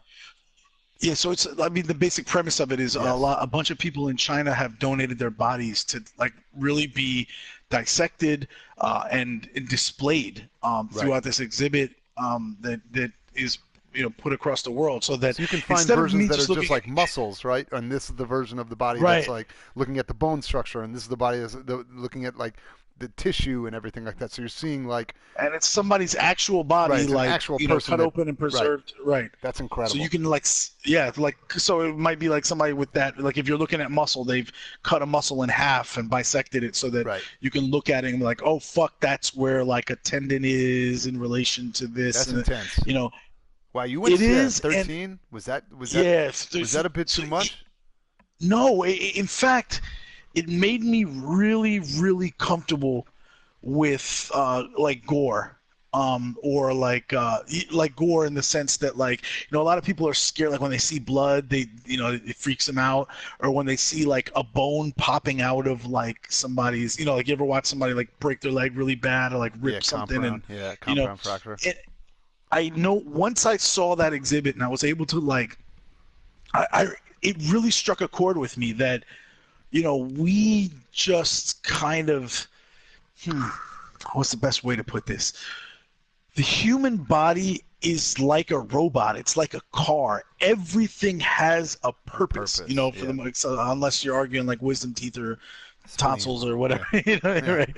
But like when you look at it in that way, blood is like oil in a car. So when I see it spilling, I'm just like, that's not crazy gross to me or anything. It's just, that's the shit that actually carries oxygen throughout your body. It serves so many purposes, right? And and the same, like when I see like a bone or like muscle torn or whatever, I'm like, oh, that sucks because it must hurt, and it's like, oh fuck, that person's not gonna walk right again for a while, or whatever it is. Like that, I still get struck like that when I see an athlete with a lot of talent, like like rip something or tear something. I'm like, fuck, that person's career is kind of fucked, but I'm not really grossed out because I saw this horrible thing, whereas like my wife will run out of the room when she starts seeing blood spill out from, gratuitously in a movie or something like that. And I'll full disclosure, I'll tell you on the end of the spectrum that I fall, which is like gore and stuff like that, like in movies, doesn't really bother me much. I mean, other than obviously there's always going to be times where I'm like, oh God, that was fucking gross, but like not like, oh, I have to cover my eyes type thing, like I can't watch. I'll usually more laugh. But what I am really bad at is, and this is the example that probably anybody out there can recognize if you watch sports at all, when you see the videos that go around that are like, don't watch this if you have a weak stomach, but like this is that hit where like that like just happened recently this past year, like on Joe Theismann's like the anniversary of the Joe Theismann hit, when I'm blanking on who it happened to, but like he got hit and his leg literally snapped in like it literally bent, I heard about that. Bent at the bent just below the knee, literally sideways, and came out, and the bone shot out of the side of his leg. And I was like, yeah, I just actually don't think I'm gonna click on that. Like not that I like think that I'll like pass out or anything, but I just am like, those are things that I'm not great at. Because you're whereas maybe thinking. you'd be I think better you're at that. thinking of the Yeah. impact. Like again, it's not the site itself, but it's the impact that that's going to have on that human being's life. And that's like for instance, like me watching somebody take nasty head trauma now, knowing what TBI can do to somebody or CTE can do to somebody, it's particularly hard for me to watch it now. Right. Because I just I know down the there's line. There's a person there that's being impacted. Yes, absolutely. Right. But it has really helped me with everything from even as I was growing up. Like my fear of needles kind of went out the window. I never have a real fear of needles, but I really just didn't like being stuck with needles, and it was like one of those things that I really didn't look forward to. But like I understand, like I understand now, like the epidermis is where like most of your feeling is going to come from. So most of this pain of needles is like in your fucking head because once that thing pierces your skin and it's the same as a paper cut. Yeah, everything below that is you're not feeling it. Yeah. Right. So it's like in your head where you're like, oh no, the longer it stays in, like no, once you've already pierced it, that thing can stay in you for however, and you don't fucking feel it, until they hit the plunger on certain ones, and then that fucking hurts like a bitch sometimes too. You feel But it's made it easier for me to take like dental shots in the fucking mouth. Those are the fucking the idea of that used to fucking terrify me. Somebody taking that fucking needle and sticking it in my gums. Yeah. You know what I mean? Like now I'm just like I realize that it's once they prick that fucking layer, and it's just easier to realize those kind of things. By the way, sidebar, I have to ask you this, and this is unrelated to anything here, but this is just my own knowledge. I need to know how much more of a man you may or may not be than me. How do you feel about injections into the eye? All right. So that being said, that sounds terrifying. Yeah, okay. Absolutely, I just want to make sure we're on the same page on that. That is literally that's like my bar. Like everything else, I'm like, you can fucking inject me everywhere, anywhere. Pretty much. I mean, like, I'm not gonna like it, but I will deal with it. I'll be fine. I can watch shots. I can, I've gotten plenty of shots over the course of my life. Like injections this and whatever. The concept of like even the idea of like LASIK where you just sit there with your eye open and then they just like scrape at the like while you're fucking awake and looking at them like give an injection into your eyeball seems like my fucking nightmare because I'm like did you ever do that? Did you ever do LASIK? No. It's like the one thing where I'm like thank God my eyes are still okay. Thank God my vision is still okay because I actually like conceptually the idea seems great that I'm like yeah man fuck why would you not. Like, if you didn't have to worry about, like, putting in fucking contacts and they could just, like, make your eyes better for another, like, 10 years, fucking do it. But then I'm like, oh, wait, but I have to just sit there awake while you fucking inject my eyeball and then scrape on my, like, fucking cornea and shit? I'm like, I don't even like putting in eye drops, dude. So, like, fucking anything where they're fucking injecting me seems like the fucking worst. By the way, I just want to give a shout out. That and a fucking catheter, too. Yeah, that's not fun. That is not fun. I've had that happen. That? I've had that. Oh, God. It's not great. It's not great. It had to be awful. So, well, we can have another conversation about that. That's probably not necessarily appropriate for right now. But, yes, it is not fun. But it's still, I will tell you right now. Into what women go through? I will tell you right now. I will say this is not even, I'm not even kidding. I would say 10 times out of 10, I'd rather get a catheter than a fucking injection into my eyeball. That's how Jesus. That's how much. That's how much my. Also, you're assuming you've never had the because I've never injection had in the it. Absolutely. So I'm saying, this, like, I maybe it feels like nothing, but I think the problem for me is that I also my perception is that like our eyeballs are just squishy little like goo balls as it already is, like so they can just like pop. So like in my head, I'm like, if you inject them, there's just like a chance shit can go real bad, right? Whereas like a tube in your fucking like that's in your dick. It's a bummer. It's a bummer because it hurts, but it's not unless they're jamming like a fucking fire hose in there. Like if they're appropriately sticking the right thing in there, it's gonna not feel good. And trust me, by the way, spoiler alert, it does not feel good. But there's never a moment. Where I heard when they pull it out, it's probably really bad too, right? That's not great either. But so the upside to that is that it's almost over. So there's like a better feeling to I feel like there's going to be that burn, the burn that doesn't leave you for like at least a few minutes when they like pull it out and you're like, I'm sorry, I can feel the scars. Minutes would be, that's probably being very generous. I think it's a little bit Yeah, longer. generous. It's a little bit longer than for a few minutes where it feels like a burn. It's not a fun feeling. Oh man! But I feel like the potential downside of somebody jamming a needle into your eyeball, just in my brain, whether I might be completely wrong, but in my brain feels like the downside, like the potential, like the critical fucking failure. Like if they roll a 1, if we're playing Dungeons and Dragons right now and they roll a 1, or Blood Bowl, you roll double right. ones. If they roll a double 1, the chance you're of like, God fucking damn you with ruining your that for me, stupid Blood Bowl references. No, in this case, it is perfectly appropriate, and I'm allowing it. I will co-sign on it because that's where I feel like a critical failure on you jammed a tube in my penis is probably just going to be that it's like, oh fuck, that really hurt. Oh God, okay. Whereas like, oh fuck, you popped my eyeball. And now I'm blind. But I feel like you're underselling how bad the damage can be to your dick. And then the thing is, I mean, would you rather live the rest of your life as a eunuch with 2 eyes or 1 eye with a dick? Oh man, that's not a fun. Because I'm telling you right now, it's not a fun question. Depth perception is overrated. If okay, that's a really good answer. So, also, again, I just want to say, all of this is predicated on it being appropriate injections in either place, right? So, like, yes, if somebody's just taking like a fucking like a toothbrush and jamming it in my fucking pee hole because they're torturing me, that sounds like the fucking worst thing of all time. Don't even put that out there in the universe. Somebody down the line, you might hear that, and then they become like a fucking interrogator later. Well, you've heard about the interrogation shit where they put like the glass, like the glass shards in there, and then they would snap the glass shard inside there. No. Which is like, that's... No, so if we're going to go down that route... I would say the U.S. Department... I don't think the U.S. Department of Defense does that, but... No. You know, I believe that was... I only spent limited... I actually sure. did have some interaction with interrogations when I was in Iraq, but that did not happen. This is a conversation we should have, but I don't know what you can share. but I'm pretty sure, I may be wrong, but I am pretty sure my memory is that it was Vietnam. I believe it was used in Vietnam. The idea of by like the fingernails, NVA, right? By the fingernails. Yeah, the bamboo sticks under the fingernails, definitely. and then the glass. Horrible. It was like it would just be a tiny glass shard. You'd stick it in and then snap so that it would break in there and you'd get stuck. Yeah, so horrible. By the way, Proudstar recommending what should be your favorite movie, Lockout. Best scene of a needle piercing in an eye.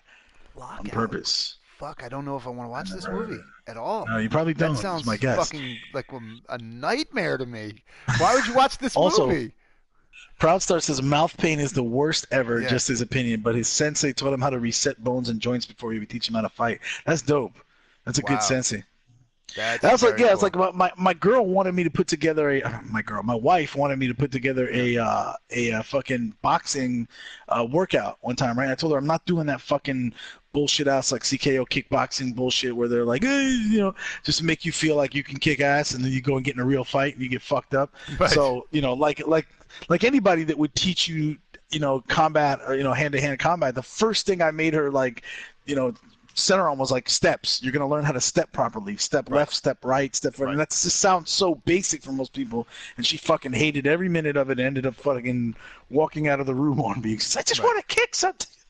Like, I'm not gonna teach you that bullshit because you have a fucked up technique. I'm gonna teach you the basics, teach them right. You know, but that's the sign of a good, you know, of a good coach or a good trainer. So what you're saying is your wife is terrifying.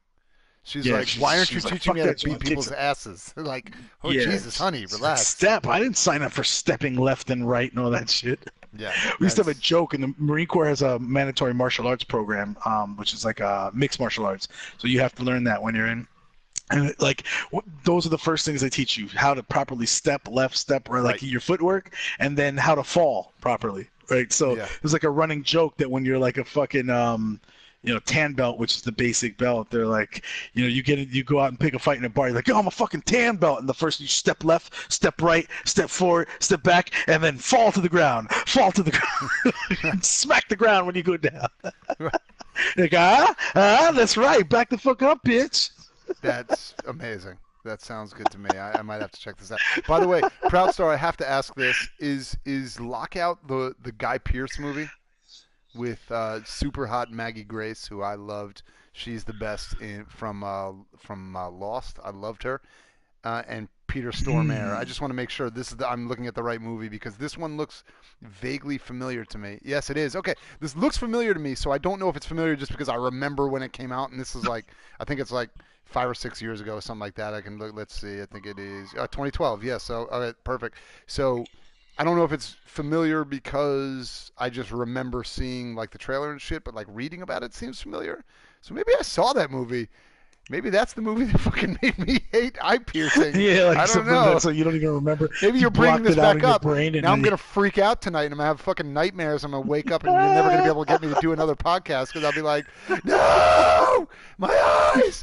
I'm going to walk around with 2 eye patches on, like fucking a double Nick Fury. You're going to be Ricky Bobby after right. that fucking car accident. Like, you can don't see, I can't. Don't you stick that knife? Don't you stick that needle in your leg, that this Ricky Bobby? happens to you. I hope that you feel this so your kids can watch you. Oh, it goes into this. hot. Oh, that makes it so much worse. It goes into hot Maggie Grace's eye. That's a bummer. All right. That sounds disgusting and horrible. Proud Star, I got one last thing. I'm going to have to kick you out of the room, Proud Star, because you're fucking with me right now, and I don't like it. So shut up. I got Proud one Star. last thing that this whole thing reminded me of too, Yes. because it's just to talk of the importance of blood and how it works and like to the system. But as you know, our blood in humans is vital to carrying oxygen in different parts of the body. And as we get older, it gets more viscous, which means it gets more thick, like a milkshake, and then it doesn't travel as quickly and then like oxygen doesn't get to the places in your body. Wait, does it have bourbon in it though? Is it like a bourbatory milkshake? Yeah, because that'd be awesome. I'm down with that. I would drink the blood milkshake as long as it's got alcohol in it. Oh, gross. Actually, I would drink the blood milkshake as long as it has alcohol in it. On the back of the shirt, live from the man cave. Actually, you could just save yourself the mixing. Save yourself the trouble in the mixing and just like take blood from old people, from old alcoholics. Jesus. And there you go. You got your fucking. God. You got your alcoholic milkshake right there. No need for purgatory. I don't know why. Like theoretically, that joke should have been hilarious to me because I was down with all of the lead into it. But then when you said it, it just made me uncomfortable. I don't know why. I don't know what happened there. So I don't know if you're aware of this, but so what happened was a few years ago there was they did lab tests that confirmed that in rats they would take the blood of younger rats and put it in and transfuse it into older rats, and then all of a sudden the older rats like had just a marked improvement and like they started their age started regressing. Right. They had like extra energy. They was you've heard of that study, right? Yes. Or so do you know that since then? So I had this, when I read that article, and I think that this wasn't far down the line from people, but do you know that there actually exists kind of this concept now of getting a blood boy? Blood boy. Have you heard of those? Yes. Yeah. They had an episode about it in Silicon Valley. So it's part of that joke from that. I mean, well, so it's because some of that joke came from Mad Max, right? When there was like the blood sacks, like the people that they would take. When you were like a failed, whatever those, I'm blanking on the name of the boys. War boy. War boys, yeah. When you were a failed war boy, you became just a blood sack where they would just hang you from the ceiling and they would just drain your blood and put you into like the real warriors to keep them theoretically young forever, although obviously everyone there died when they were like 32. But like they're so that's the fucking point. So yeah, but that actually is an yes, that's a real thing now, right? There's a thought of people saying, like millionaires or billionaires or whatever are paying like 20-year-olds for the younger people's blood. Right. Yeah, which makes sense. But so this goes back to my thinking, like most of the shit that has like is legendary or myths in our lives are like based on things, right? Like a lot of people would even say, I think I've told you about the book Odysseus in America, where a VA psychiatrist posited that the Odyssey was really just a metaphor for PTSD, after wars like that. And it's similarly, it's been, and now I haven't read anybody else that said this idea. This is something I came up with, but you may have, because to me it's a logical deduction to me, is that we have this legend in our of vampires, right? These monsters that would steal your blood. I think that around the time of 1600s or 1500s or whatever, when Count Dracula existed and all those motherfuckers in Transylvania, I think there probably were rich old motherfuckers that were kidnapping and/or maybe Vlad the Impaler. Vlad the Impaler is who Dracula is based upon, and that's what he was doing. Was like he was ingesting blood because he thought it would keep him young. Because the idea well, he may have been was actually that, transfusing right, it though. Right, exactly. Because so I mean, in my experience, we have like ancient societies who like we think we're all super advanced, but these motherfuckers had kind of figured out this shit on their own. Like the fucking like some Egyptians, of the things that the Egyptians were taking out your blood and replacing it with like formaldehyde and shit like that, so they could preserve the body. So it's not before really that then far. we scientifically came up with some shit later on. Right. It's not that far to think that they would confuse that, or not they confuse that they would take it from how do I preserve a dead body to how do I prolong a live body, right? By transfusing in younger blood that can keep me going longer. Right. So and probably in those times, right? Well, almost definitely in those times, right? If you have that kind of advanced scientific knowledge or whatever, you're like into witchcraft shit or whatever. So of course, the motherfucking local villager who doesn't understand that if I take young blood and transfuse it into my body, all of a sudden I feel this renewed vigor and all this shit. Weekend, by the way. Nice. So.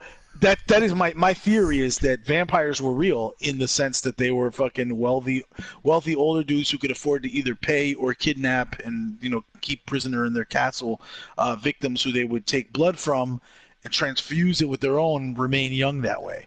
I play a Vampire the Masquerade game where it was just about older rich people kidnapping young people and transfusing their blood so they could stay young forever. I would play that game. Was it really transfusions instead of just like, oh, you would play that game? No, I'm saying I would play that game if they made a game called Vampire the Masquerade and there would be old people transfusing young people's blood. I'd play that game because it seems insane to me. But that's my hypothesis. That it was real. The name a little bit, my hypothesis is that it really happened. Like that was the real fucking thing. And that's how the legend of the vampires like spread. They're like, these motherfuckers come and they kill you and they steal your blood or whatever. Right. Like, yeah, in a way they probably were. So right. I don't know.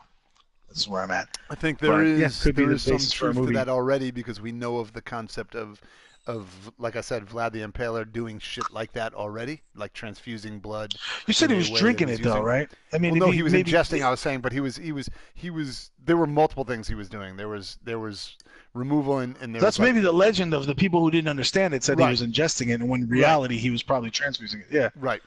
Or maybe maybe also they didn't recognize the full way to do it. They didn't know the best way to do it, so they were trying multiple shit. Right? They were like, I'm gonna drink it. I'm gonna inject it directly into me. I'm gonna try all these different things and see what works. And so, of course, what's the scariest thing is not he's a scientist doing some shit. It's probably crazier to be like, oh, he bites you on the neck and drinks your blood because he's a fucking monster because it's the 1500s, so we don't fucking know better. 1400s, right? So it's like part of all of this comes down to our versions of most of our versions of boogeymen are based on some degree of originally, if you trace it all the way back, it's some kind of reality that we eventually perverted enough to become like the fucking Will o' the Wisps or whatever it becomes. But initially, it's based on something that's actually real because we just don't know how to process it, and it turns into this kind of boogeyman thing. So that's pretty cool. But yeah, I think that's so. Again, a story that we thought would be a fucking it just added to the world building just ended up being a 45-minute hour-long conversation. Yeah, cool. Hey, but now that we've bled this story dry, the next article I found, it's called Clean Food Craze. It's from the Green Earth magazine, which one of the little side not real articles is mass forest fires expected in California, Arizona, and New Mexico. Bummer. It's under Clean Food Craze. It says Detroit urban farms changing the way we eat. And then another article that doesn't really exist is Miami to heighten seawall by further 10 meters. All right, so getting... all of this is basically relating to climate change and all that stuff. So Clean Food Craze. America's urban centers all face two growing problems: unemployment and lack of access to healthy, low-calorie food. But Detroit Urban Farms, a pilot scheme in Michigan's capital city, may have found a solution to both. That's written wrong. DUF may have found a solution to both. Wow. Yeah, so may have found, it should be. David Cage, you're the worst. Oh, God. Yeah, where's Dodd? Oh, fuck. This game sucks. Fuck it. I'm turning it off right now. Thanks misspelling? For playing. Fuck that. So, DUF, Detroit Urban Farms, is an urban initiative that takes city quote-unquote dead space, such as high rooftops and unused courtyards. Speaking of getting a needle in your eye, Dead Space. Oof. Have you played that game? Have you played that game? Oh, that Dead Space 2. Dead Space 2, that's funny. That's totally random, but Dead Space 2 has an entire section where you have to actually inject yourself in the eye with a needle by pressing certain buttons, and it's super zoomed in on your eye, and it is one of the most uncomfortable gameplay moments I've ever had, where I was like, I'm actually not going to press the button anymore. I don't want to do this anymore. I'm going to shut this game off. Fuck it. Go ahead. Sorry, I didn't mean to cut you off. Funny, no problem. So DUF is an urban initiative that takes city dead space, such as high rooftops and unused courtyards, and turns them into GM-free farmland. These farms are then staffed by urban unemployed, offering decent wages and supervisory roles to people who might otherwise turn to welfare or crime. All food is grown without pesticides or other chemicals, and the organic produce that results is sold through specialist organic retailers. And with obesity in Detroit at record highs, more greens on the plate can only be a good thing. When brothers Daniel and Parker Trent started the initiative 5 years ago, they couldn't even get funding. We went to every bank in the city, but no one would lend us enough for a shovel. Now, DUF employs over 50 staff supervising hundreds of androids. We get requests every day from investment firms offering us capital, but we'd rather stay independent. The ethical side of what we do is very important to us.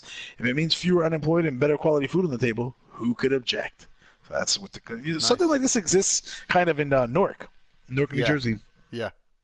And these like farm co-ops are starting to grow around different cities. Yeah, co-ops are popping up quite a bit, and I think the idea of it being in Detroit's cool, right? Because that's kind of the growing self-sufficiency market of Detroit has been an ongoing thing for a couple of years, right? The kind of the potential rebirth of Detroit and try to revitalize Detroit. So the idea that it would happen there in the next 20 years or whatever makes sense, because that, like you said, that's an actual real thing. I don't think that's, unless you have other conversations about it, I think this is much more one of those, like, it's a viable real world thing that could take place and probably will take place, or at least will continue to take place, and it is world building that they are kind of tying in this idea of a farm co-op in with the world of androids. So I thought that was pretty cool.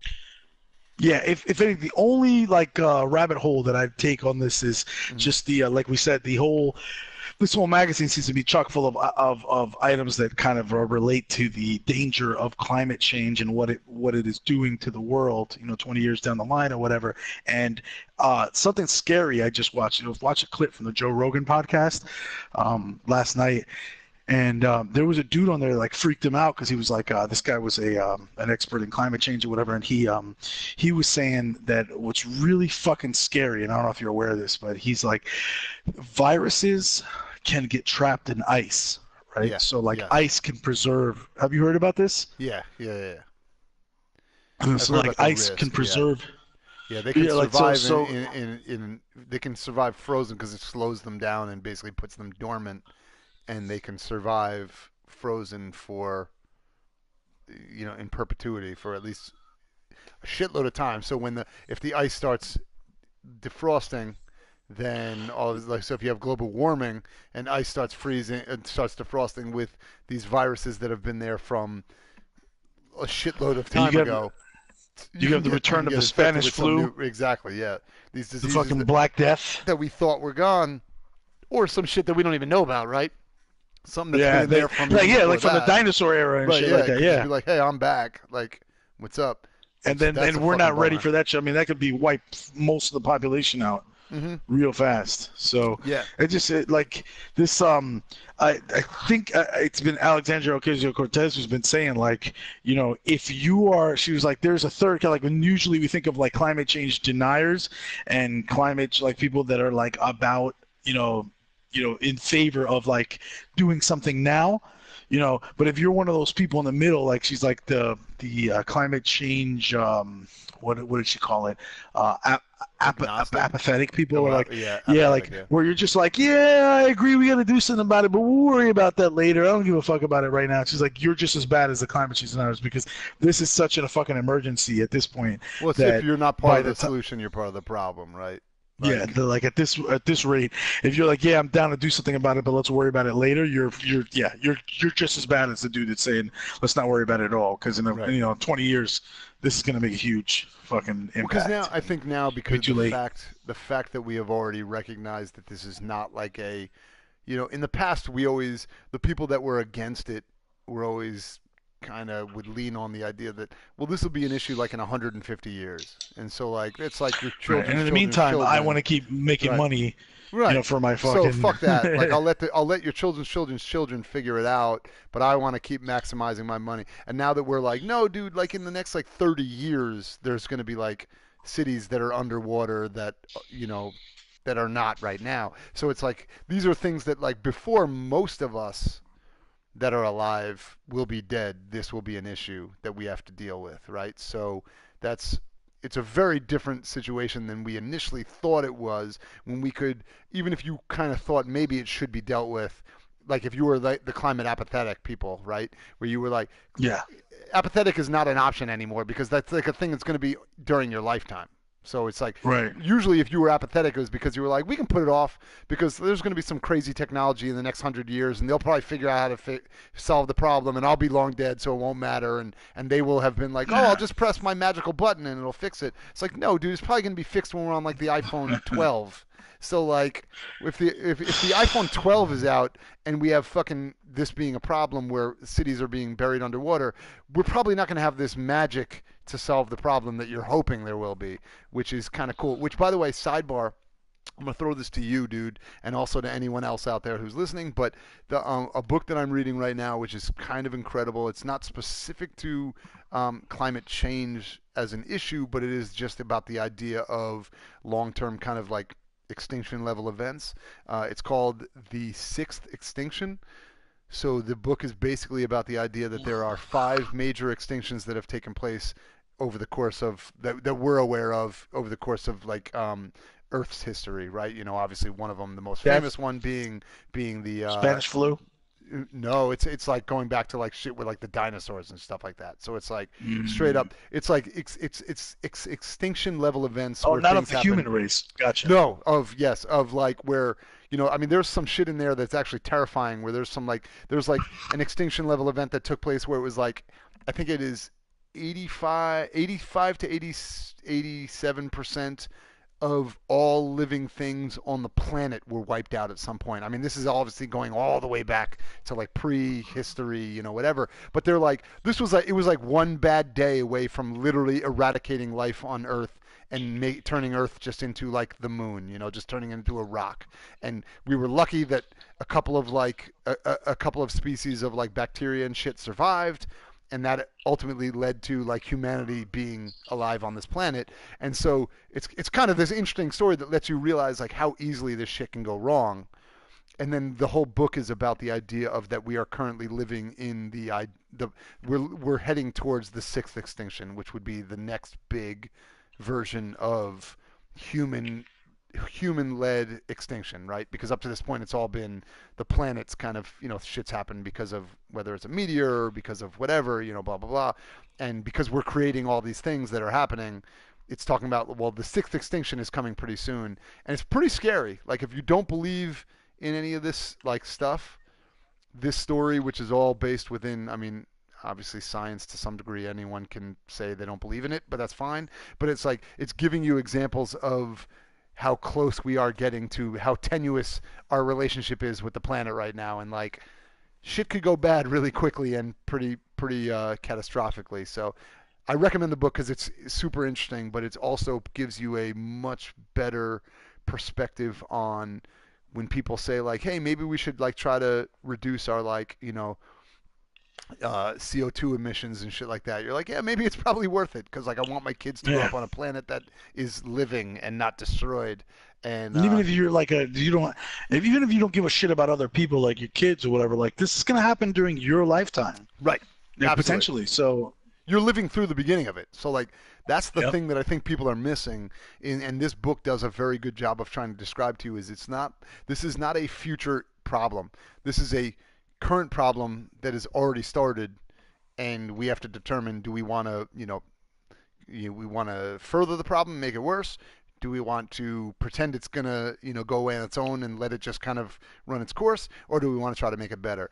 Because I think once you start to realize that these extinctions don't happen usually, this shit doesn't happen where it's like a fucking meteor hits the planet and, by tomorrow there's so much dust in the atmosphere we all die. That's just not what happens. Like it's not this magical event that happens where, oh, shit just went bad and now we have the fucking, the Spanish flu and everyone's dead. Like this shit happens over the course of a generation of lifetimes, which in the grand scheme of the planet is a fucking microsecond, but in the grand scheme of us, it's very possible that we are living in like the fucking, we are living on the third day of a 10-day fucking extinction over a grand period of time, right? So like it's like people just need to be more aware of this stuff, and I think it's just a cool book to educate you and open your eyes a little bit into some of that stuff. So extinction, you said? The sixth extinction, yes, because there've been 5 already, and she's positing basically in the whole story,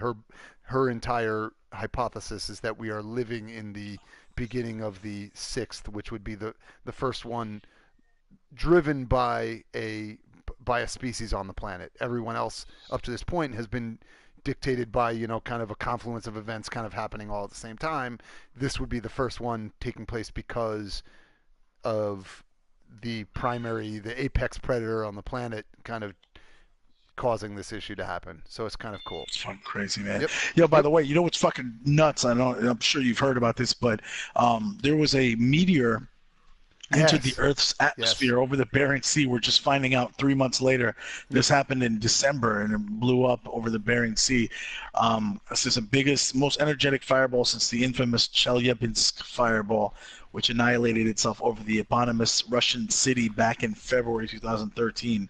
And although that meteor didn't hit the city, it blew up in Earth's atmosphere. A shockwave caused around 1,200 injuries through shattered windows and other damage to buildings.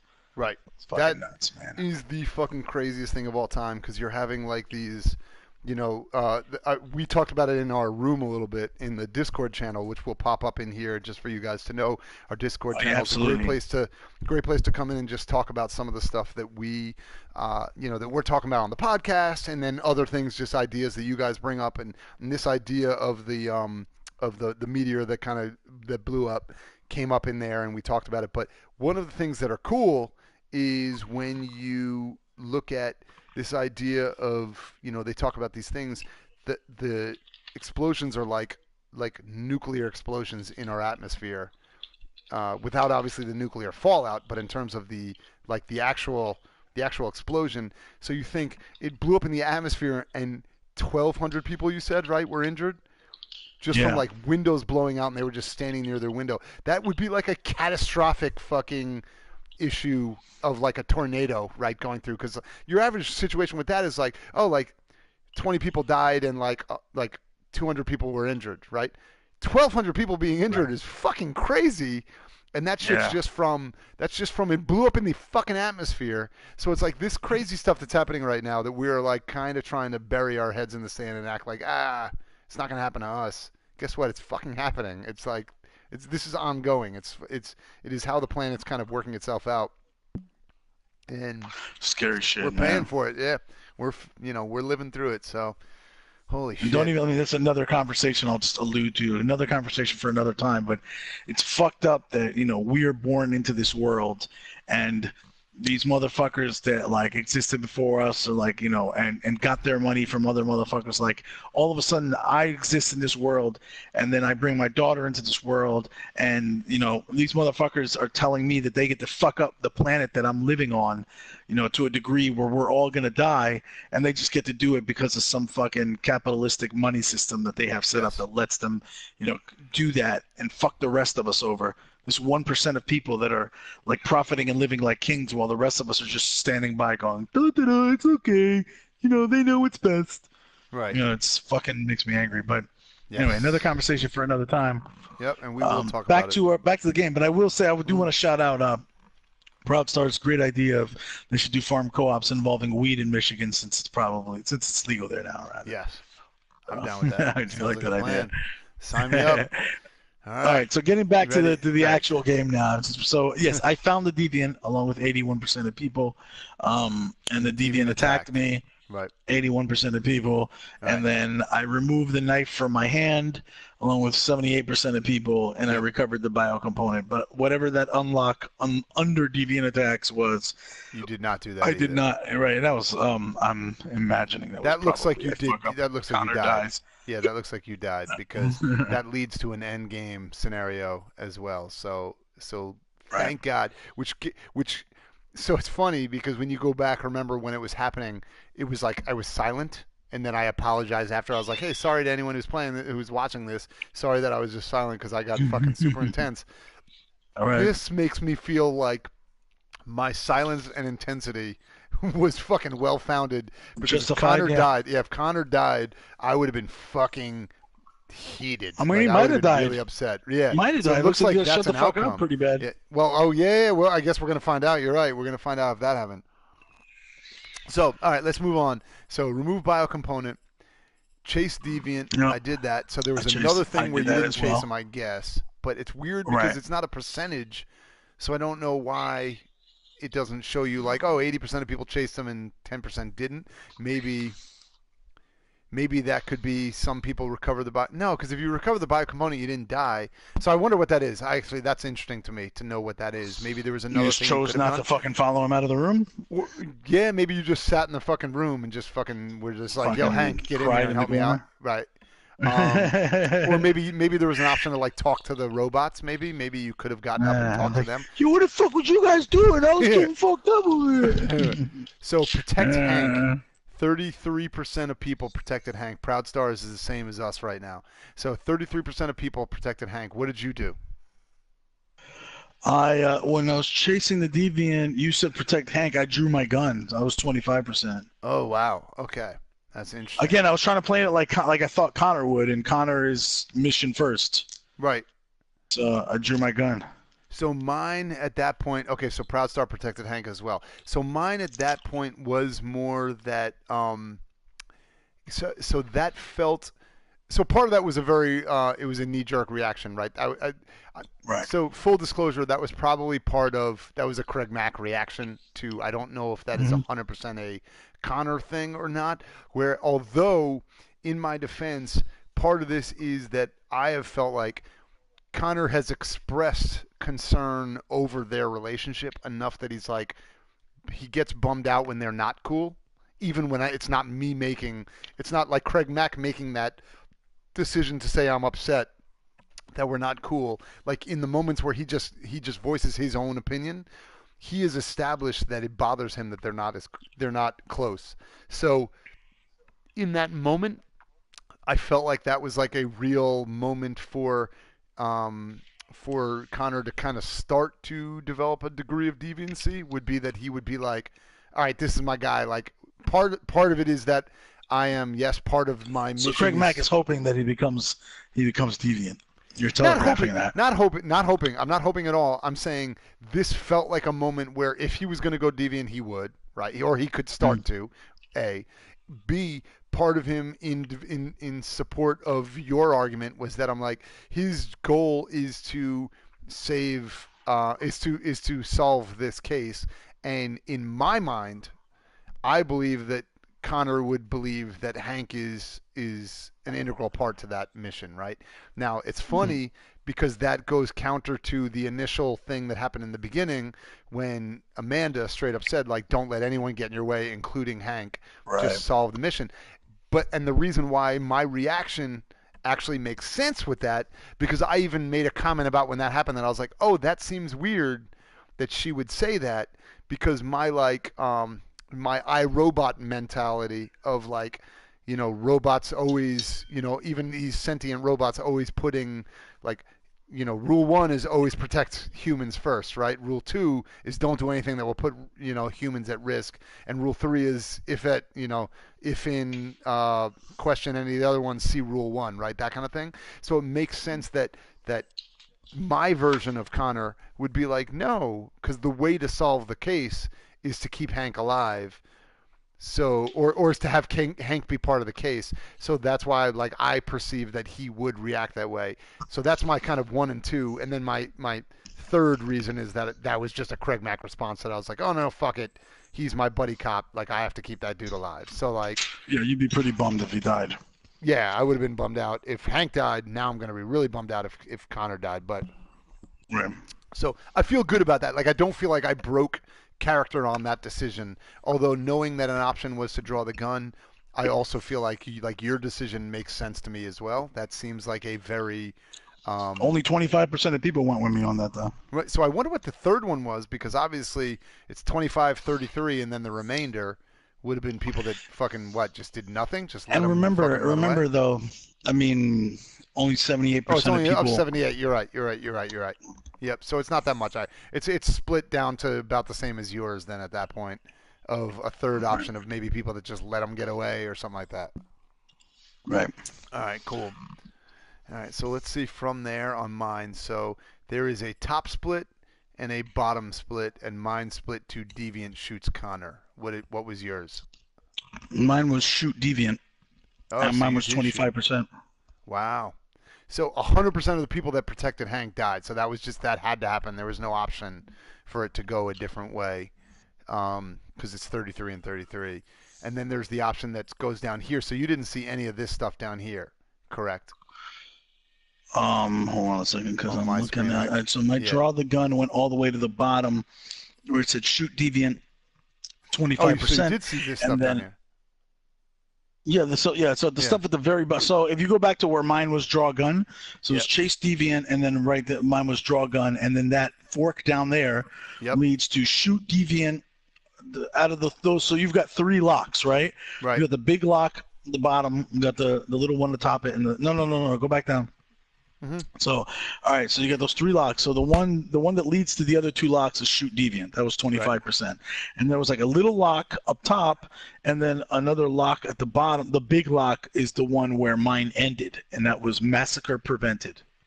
Wow. That's what mine says. 25% of people got that ending. So I prevented the massacre by shooting this motherfucker. Oh, so see, and I did not. I watched them all die. Because I saw a shitload of people die. Yeah, so, he fucked people up. Yeah, he fucked everyone up because I just knocked him down, and then he was like, brap, brap, brap, brap, like you saved Hank instead of the other people, right? And then he, so SWAT destroys. So you got Deviant shoots Connor. SWAT destroys. SWAT Deviant. comes from the other room and fucks him up after he already slaughtered the whole room. Right, but it doesn't say anything about more people took your choice than mine. But it also doesn't say that there was a. It doesn't refer to the massacre. It just says SWAT destroys Deviant. Connor sacrificed himself for Hank. 33% of people. I mean, but part of yours is we watched everybody get massacred. And then Connor. We didn't watch everyone. We watched a couple of guys get shot, and because then SWAT comes everybody into in the room. Well, the cops got shot. That's what I'm saying there. Yes. Right, okay. Yes, you're right. Because the cops got shot, and then SWAT comes in. Yes, you're right. Okay, and then SWAT shoots him, and that's a fucking skull there. So Connor may be dead. Fuck, you're right. Yeah. It says Connor sacrificed. I mean, I know for a fact. I told you. Yeah. One of my characters died. Yeah. No, so you're right. So he's definitely dead. Connor may be gone.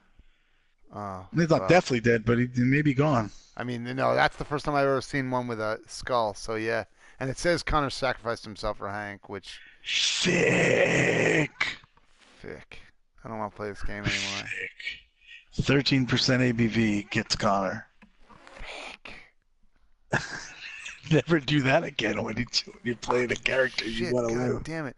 Oh, next time we'll be like, I'm drinking Bud Light lime. The lime helps hide that nasty Bud Light taste. God damn it! It's and Proud Star chose the same thing as you, though. So he said he's not spoiling anything. That's good. Thanks, Proud Star. That's fucking. Well, thank you to thank you for coming to the last episode. The last episode of Ready Player 2, Detroit Become Human, because I'm never playing this game fucking again. Do you want to end the night? The big question is, do you want to end the night on Connor's death, or do you want to push forward to Midnight Train with Kara, which is to me another one of the really good standout episodes I remember. No, because I can't deal with the fact that if I murder Kara also tonight. I just can't deal with that bullshit after drinking 13.9. You don't want a 13% 13.9 ABV on Kara? No. I already fucking ruined far and away my favorite character of this entire game by far. I'm like, fuck, if he's dead, and I will telegraph this too. I'm looking at like the list of the order of the chapters. If he's dead at this point, this also eliminates one of my favorite chapters in the whole fucking thing, which would have been the next one that involves Connor, which I was really looking forward to. Thanks. Awesome. Sick this game. God damn it. Maybe that mission will play out where I get to be Hank. Just drunk ass Hank, and I just do all the same shit. And he can't do anything. He's just bad. Fucking just like, shut up. That's all he does. All of your options are you hit a button that says, it's like press square to say shut up, press triangle to say fuck you, press circle to say where's Connor, and press X to be like, where's my beer? I'd play that. I'd play a mission where those are my only options on everything. Hold R2 and L2 at the same time to play Russian roulette. By the way, I want to. Proudstar, why didn't you fucking tell me, man? God damn it. Proudstar's going to tell me in private. There's been a lot of action, by the way. Hold on, I'm going to repost our Discord link. There's been a lot of action in our Discord channel today in the Celebration of Women channel. Can you tell me who is this woman? These are two different women, obviously. I'm looking at the pictures. Pretty sure these are two different women that you posted. You posted them right together right before we started the show, somewhere around midnight. Who are they? So... Do you know, or are they just hot women that you just found on the internet? They are not two different women. It's not the same girl. She looks very different in the second picture. They are both... It's Lauren London, who is... Who's she? She is a... Lauren Nicole London is an American film actress, model, television personality, and television actress. Where did you come across her? Just do a Google search of a hot woman? No. So I love her from... I'm trying to... What was the name of that movie? Now I'm blanking on it, but it is... Let me see. Hold on. This Christmas. Did you ever see This Christmas?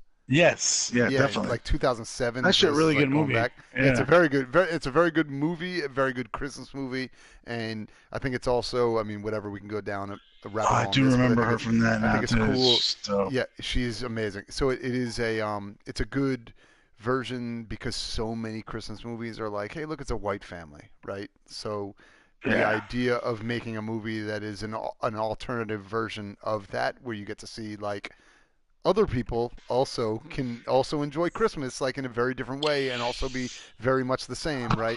And so I think that movie is awesome. If you go back and you watch like this, like you just said, like there's so many good movies that are like labeled as quote unquote black movies, right? Because they were like mostly black cast and stuff, and they never got like the props they really deserved as being great movies. Like, you know, like This Christmas is a really good, amazing Christmas movie. Full disclosure, I'll say that's one of my favorite. Like, so I found out about this from my wife, and I don't even really remember knowing about it. Cheers for the Puerto Rican wife. Years. Yep, and showed up. Changing the white man.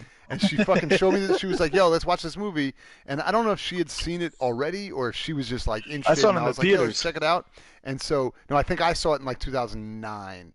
But the whole thing is that like it was just this. You know, you're like, whatever, man. Okay, like it's well documented on this show and with you and everything. I fucking love Christmas. I'm all about it. I want to watch. I could watch Christmas movies all year round. So when I saw this movie, I was like, this is fucking awesome. The cast is incredible. The story is great. The idea of kind of, you know, I love movies that are just about like a family enjoying the holidays like together, because that's what we all go through every year, right? Is how do you come together with your family around the holidays? And is it fun? Is it stressful? Is it, you know, a pain in the ass? Is it a requirement that you have to do? Or is it a thing that you enjoy doing and all this stuff? And that's kind of, this movie touches on all of that. It's a little bit weird because it's like got a lot of Chris Brown stuff in it, which is like kind of weird now. Like, you know, now that you know, in retrospect, that you know that he's kind of the did a good worst. job in that movie. But I thought he did a really good. What is his name? Baby, I think, in it. His little baby or something like that. He's got like he is actually incredible in that movie. But he's a really talented dude. Just unfortunately, you know, just a douchebag. Yeah. Yeah, and a lot of aspects. He's been on a rehabilitation track lately, so again that he stayed out of trouble. So yeah. Anyway, Exactly. so Lauren London, I don't give a fuck about him, but Lauren London is she is amazing. She is the sister Melanie in that show, in that movie, which she's just aggressively awesome in that movie. And so I randomly looked up. I was like, let me just get a picture of like what she looks like today, which is, spoiler alert, still fucking amazing. Well done for her. Well done for her that she's still crushing it. So yeah, so I just threw that in the room. So by the way, like, and along the lines of like black movies that don't get credit, like along those lines, it made me think like, when we talk about rom-coms and shit like that, like nobody brings up The Best Man ever, you know? And I think like that was a pretty good. They made multiple of that, right? I've seen at least 2 of those, right? Yeah. I mean, the first one to me was the best still, but they were all still pretty good. And Brown Sugar actually was a really, really good it's a rom-com with, hip-hop based rom-com, but thought that was really good. I don't think I ever saw that. So, by the way, I have to ask you this because this just blew my mind because I Googled The Best Man to see. So, The Best Man came out in 1999, okay? Which, Jesus, that's wow, incredible. We're fucking old. We are old. Are there only 2 of them? 20 years ago. Right. Are there only 2 of them? I thought there, to my knowledge. But actually, no. They had one. They did one more recently. Right. Okay. They did like a reunion one. Best Man reunion. The Best Man Holiday. Okay. Oh, okay. So there is. By the way, those were all the movies where like Selma. Fuck. Why am I blanking on her name all of a sudden? Not Selma Hayek. The fucking super hot chick that played. Not Selma Blair. The one that ended up being in Aliens versus Predator. Star of Love and Basketball. Star of Brown Sugar. Yes. Oh, we love her. Yes, we've talked about her on this show. Why the fuck am I blanking, dude? I'm sorry. Sanaa Lathan. Yeah. Sanaa Lathan. She was. Is it Lathan or Lathan? Lathan. Robin. Yeah. She was the girl that was dating Taye Diggs. Taye Diggs in The Best Man, and then like I don't know, that was around the string of movies where she was killing it in like the black movies, and then like white Hollywood snatched her ass up and was like, oh no, yeah, she's hot, we're putting her in Alien versus Predator and all this other shit. So. Right.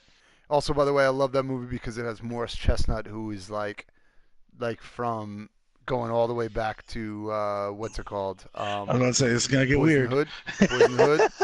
Yeah, Morris Chestnut's been like in a ton of shit. He's on like some show recently now too. There's like a new show that he's on. The motherfucker doesn't age at all. Yeah, he's fucking baller as shit. Like, so Boys in the Hood is one of my favorite movies of all time. Like that movie is fucking like quintessential in terms of my, for our age group coming to grips with like this idea of like what the fuck is happening on the other side, right? To like people that of the tracks. No, that I mean not that, but yes, yes, that I mean that is actually what it's about. But like the idea of understanding the people that like what's happening in the area that is not the area that you are familiar with, right? And so that movie did such a great job. Singletary like you and I studying different views on that one. What'd you say? I say you and I are different views. I mean, I didn't grow up in Compton or South Central by any means or whatever. No, of course, no. That's why I feel comfortable saying it because I'm saying wherever, like knowing exactly where you grew up, Compton and South Central is very different than where both of us grew up. Like, and at the time where that movie came out, because that movie came out at a time where like we were like entering into college and shit. So it was like we had already kind of gotten out of the potential to be in that, and so this is the movie that like kind of fired it out to the general audience, like the regular populace, that it was like, shit's really fucking crazy still. Like, you want to think that it's not, but it's crazy. And that movie, that moment, which I will never fucking forget, with Morris Chestnut's character when he's like running down that fucking, that alleyway when he gets fucking shotgunned in the back. Still literally has a visceral reaction, like I have a personal physical reaction to remembering that moment, how fucking that affected me. That's like one of the most depressing moments in film to me. So Morris Chestnut kind of lives in this world to me where he's like, had a fucking impact on me at such an age where it's like he's just always going to be this incredible actor to me, because that movie is fucking amazing. But Yeah. and so the reason why I brought it up is because, sorry, sidebar, as we're way off track now, but The Best Man came out in '99, and The Best Man Holiday came out in 2013. So is there a movie in between those two, or are they literally 14 years apart? Because that's crazy if there is. Let's see. Oh, The Best Man Holiday, yeah, it's 2013, yeah. By the way, go see The Best Man if you have not. If you're listening to this, that movie is awesome. I mean, you can find it anywhere. I think it's on Netflix.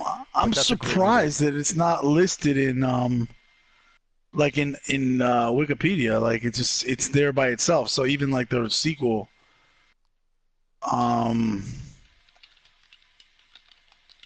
is not listed in Wikipedia.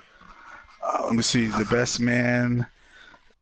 Yeah, it looks like Best Man Holiday was the sequel. Wait. Did you ever see The Wood, by the way? There's a third one. There's a third one. Yeah, I saw The Wood a while back. That's great, because it came out the same year. So same many years ago, though, that I don't really remember it. It came out the same year as 1999 also. Came out the same year as Best Man. And it actually also has Taye Diggs in it. Yeah, and Omar There's Epps three brothers, right? Yep, yeah, it's the three brothers that are all like, as they're talking about, as they're getting ready for one of them's getting married, and they're like talking about their stories about growing up. Also, was it Morris Chestnut in that too? No, so that one is it's Omar Epps, Taye Diggs, and Richard T. Jones, who you would know immediately when you saw him. He's the like tall guy. He just look him up, Richard T. Jones. You've seen him in a bunch of things. I think he was in some TV show also. But like all three of them, obviously Omar Epps and Taye Diggs. Yeah, obviously you know them.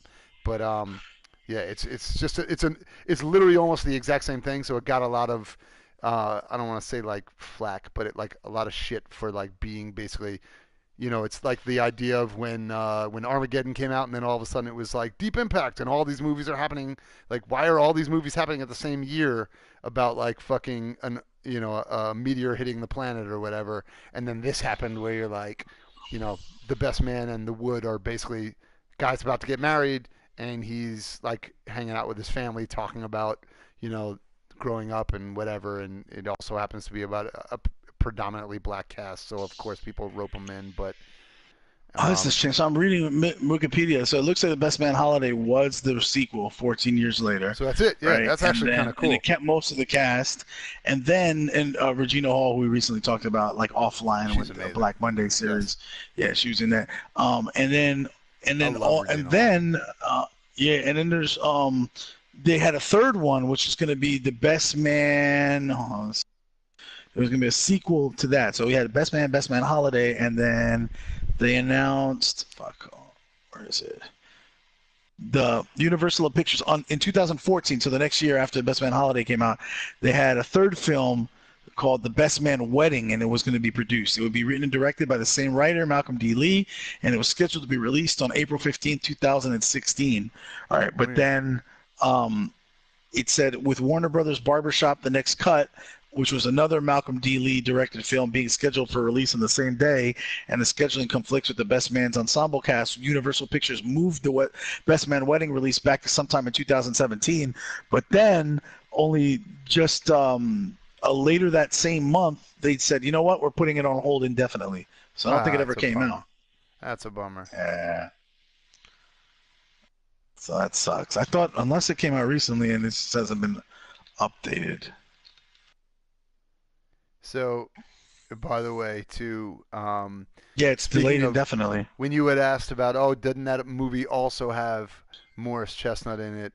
The movie that you may be thinking about, I don't know, but another one that is similarly compared to or gets kind of lumped into this is the movie called The Brothers, which came out 2 years after both of them. That was the one with Marky Mark, right? Yeah, that is the one. Okay. Is Mark Wahlberg in that? He was in one with no. Actually, that's a different movie. No, it was three brothers think so, in that one too. So this one, yes, I know what you're talking about. I know where he is one of the brothers, but it's like it's like a blended white family dudes, or whatever. Yes, yeah.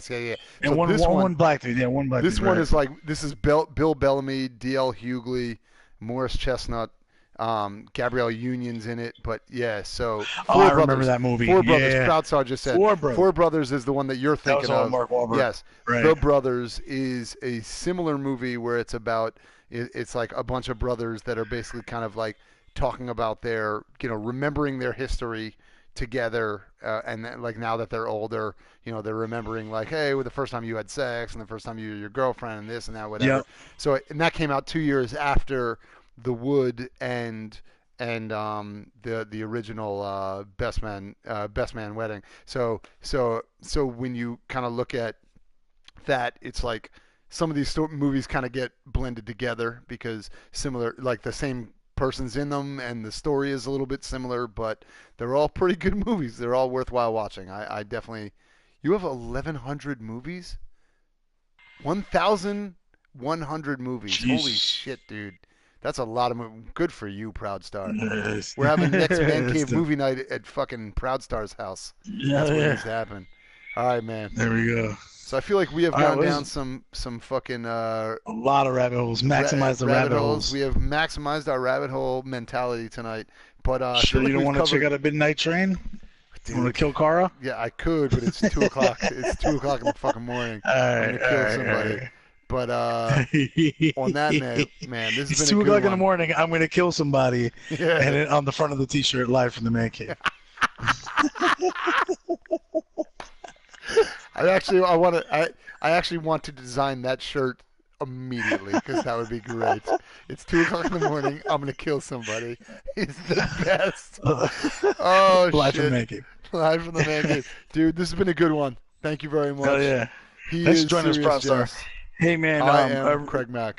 What's going on? Yeah, I really want to thank Proudstar for joining us in the chat, especially I know he told us offline he's been through some shit lately, and he said we kind of made his day better, and you made our day better, and we really appreciate you, man. So absolutely, dude. It's been great having you on, bro. Well, if you can come on every single time, this is awesome. Like hearing your perspective on what you played through is great. Hearing your just kind of jump in on I now have useless movie knowledge and all that shit is amazing. All of that makes all of this more fun. It makes it a little bit more like it makes us feel like you're hanging out in the man cave with us, which is kind of what we want this to be. So we're super glad you were able to make it, and thank you very much. And bless you, Proudstar, man. I really hope shit looks up for you. Positive energy to you. Yes, absolutely. Anything we can do to help, if it is just this, if it's just kind of, be a moment of, fun, then we're glad we can do that. But we appreciate your supporting everything that we're doing. This is our sidebar project. Go check out Live from the Man Cave. You can catch that on, livemancave.com. You can catch it on any, go on to iTunes or any place that you find podcasts. You can check that out. But other than that, we are getting to a point where now I actually just want to throw this out there. We're getting close to the end of the game, and by close to the end of the game, I mean I ended it tonight because if Connor's dead, fuck this game. But in reality, we're getting close to the end of this game, so if you have suggestions for other things you think we could play, whether it is some online fucking multiplayer shit or it's more shit like this that you think would be fun for one of us to play through and the other person watch and talk about or whatever, put your suggestions. Go on to Proudstar, Man Cave for Life, LOL. I like that, dude. Thank you very much, man. You're the best, dude. But yeah, go on to join our Discord server that's posted in this room many times. You can go on there and suggest your ideas on other games to play, but other beers you think we should drink, whatever it is. I am surprised that I've held it together as well as I have. Yeah, 13%, man. What was it? 13.9, something like 0.9, that. 13.9. Yeah. So I'm kind of really closer to 14%. If I'm gonna ignore the decimal, I should be rounding up. No, it is basically 14 at that point. So yeah, you're right. Yeah, exactly. So basically, I am a fucking monster tonight. I feel proud of myself. Yeah. I am very proud to have pulled this off. Thank you very much. My knowledge of fucking that's what Pee Wee Herman said too. All these old 1999 movies. What did he say? I said that was the famous quote by Pee Wee Herman, right? Oh yeah, exactly. Very proud to have pulled this off. Fuck you. My memory of The Best Man as a movie that came out fucking 20 years ago makes me feel fucking that 13.9% didn't do shit to me. So good for me. I've been told that my knowledge of '90s film and hip hop is immense. So I'm living up to incredible. Yeah, we are fucking living in a world of. I can't remember what I fucking ate for breakfast yesterday, but I can remember the shit out of these fucking movies and tell you what fucking Morris Chestnut was in and how he made me cry when he got killed. I can tell you all about that shit all night long. Oh, dude, come on, man. Don't make fun of me, Proud Star. It was a mistake, and I fucked up. I didn't mean to have bad shit happen in the sex club. I am a sex club dud, man. I suck. Anyway, on that note, thank you very much, Proud Star, for showing up. Thank you, Doomfrog, for showing up for 5 seconds and then never fucking making your presence known again. He said, these motherfuckers are talking too much. I can't even watch a game. I ain't got time for this bullshit. Thank you, Serious Jest. This has been a good show. Thank you, CraigMakk. And we will probably catch you. I'm gonna say tomorrow we're gonna do another one. I'm gonna throw it out there. Yeah, I'm gonna throw it out there that if we can, we're gonna make it done so that I can really be upset when I murder Kara also. And Midnight Train is the one that's tomorrow. Why are they fucking with me? They're already letting me know bad shit's gonna happen by calling it Midnight Train. Fuck this game. Anyway, on that note, thank you very much, dude. Did you have a good time? Yeah, I definitely did. All right. How Are you about as you? drunk as I am? No. Nice. No. All right. And I am surprisingly not drunk, so that's good. That means you are basically just chilling. I was drinking. I would drink a beer and then a Red Bull and then a beer and a Red Bull. So you might have a heart attack, dude. I just want everyone to know that. Just in case this is next called the CraigMakk and Proud Star show, that's because Serious Jest had a massive heart attack from drinking fucking beer. Like Connor. He is straight he got connered, which is the new terminology I'm going to use from now on. Oh shit! I got connered and you be hanking at the bar. You were hanking at the bar. Hanking the bar. New T-shirt, by the way. Serious Jest got connered on the back of the shirt. Last in the man. Nice. Nice. All right, dude. Thank you very much, everyone, for showing up. We will catch you tomorrow on our next Ready Player 2. Peace.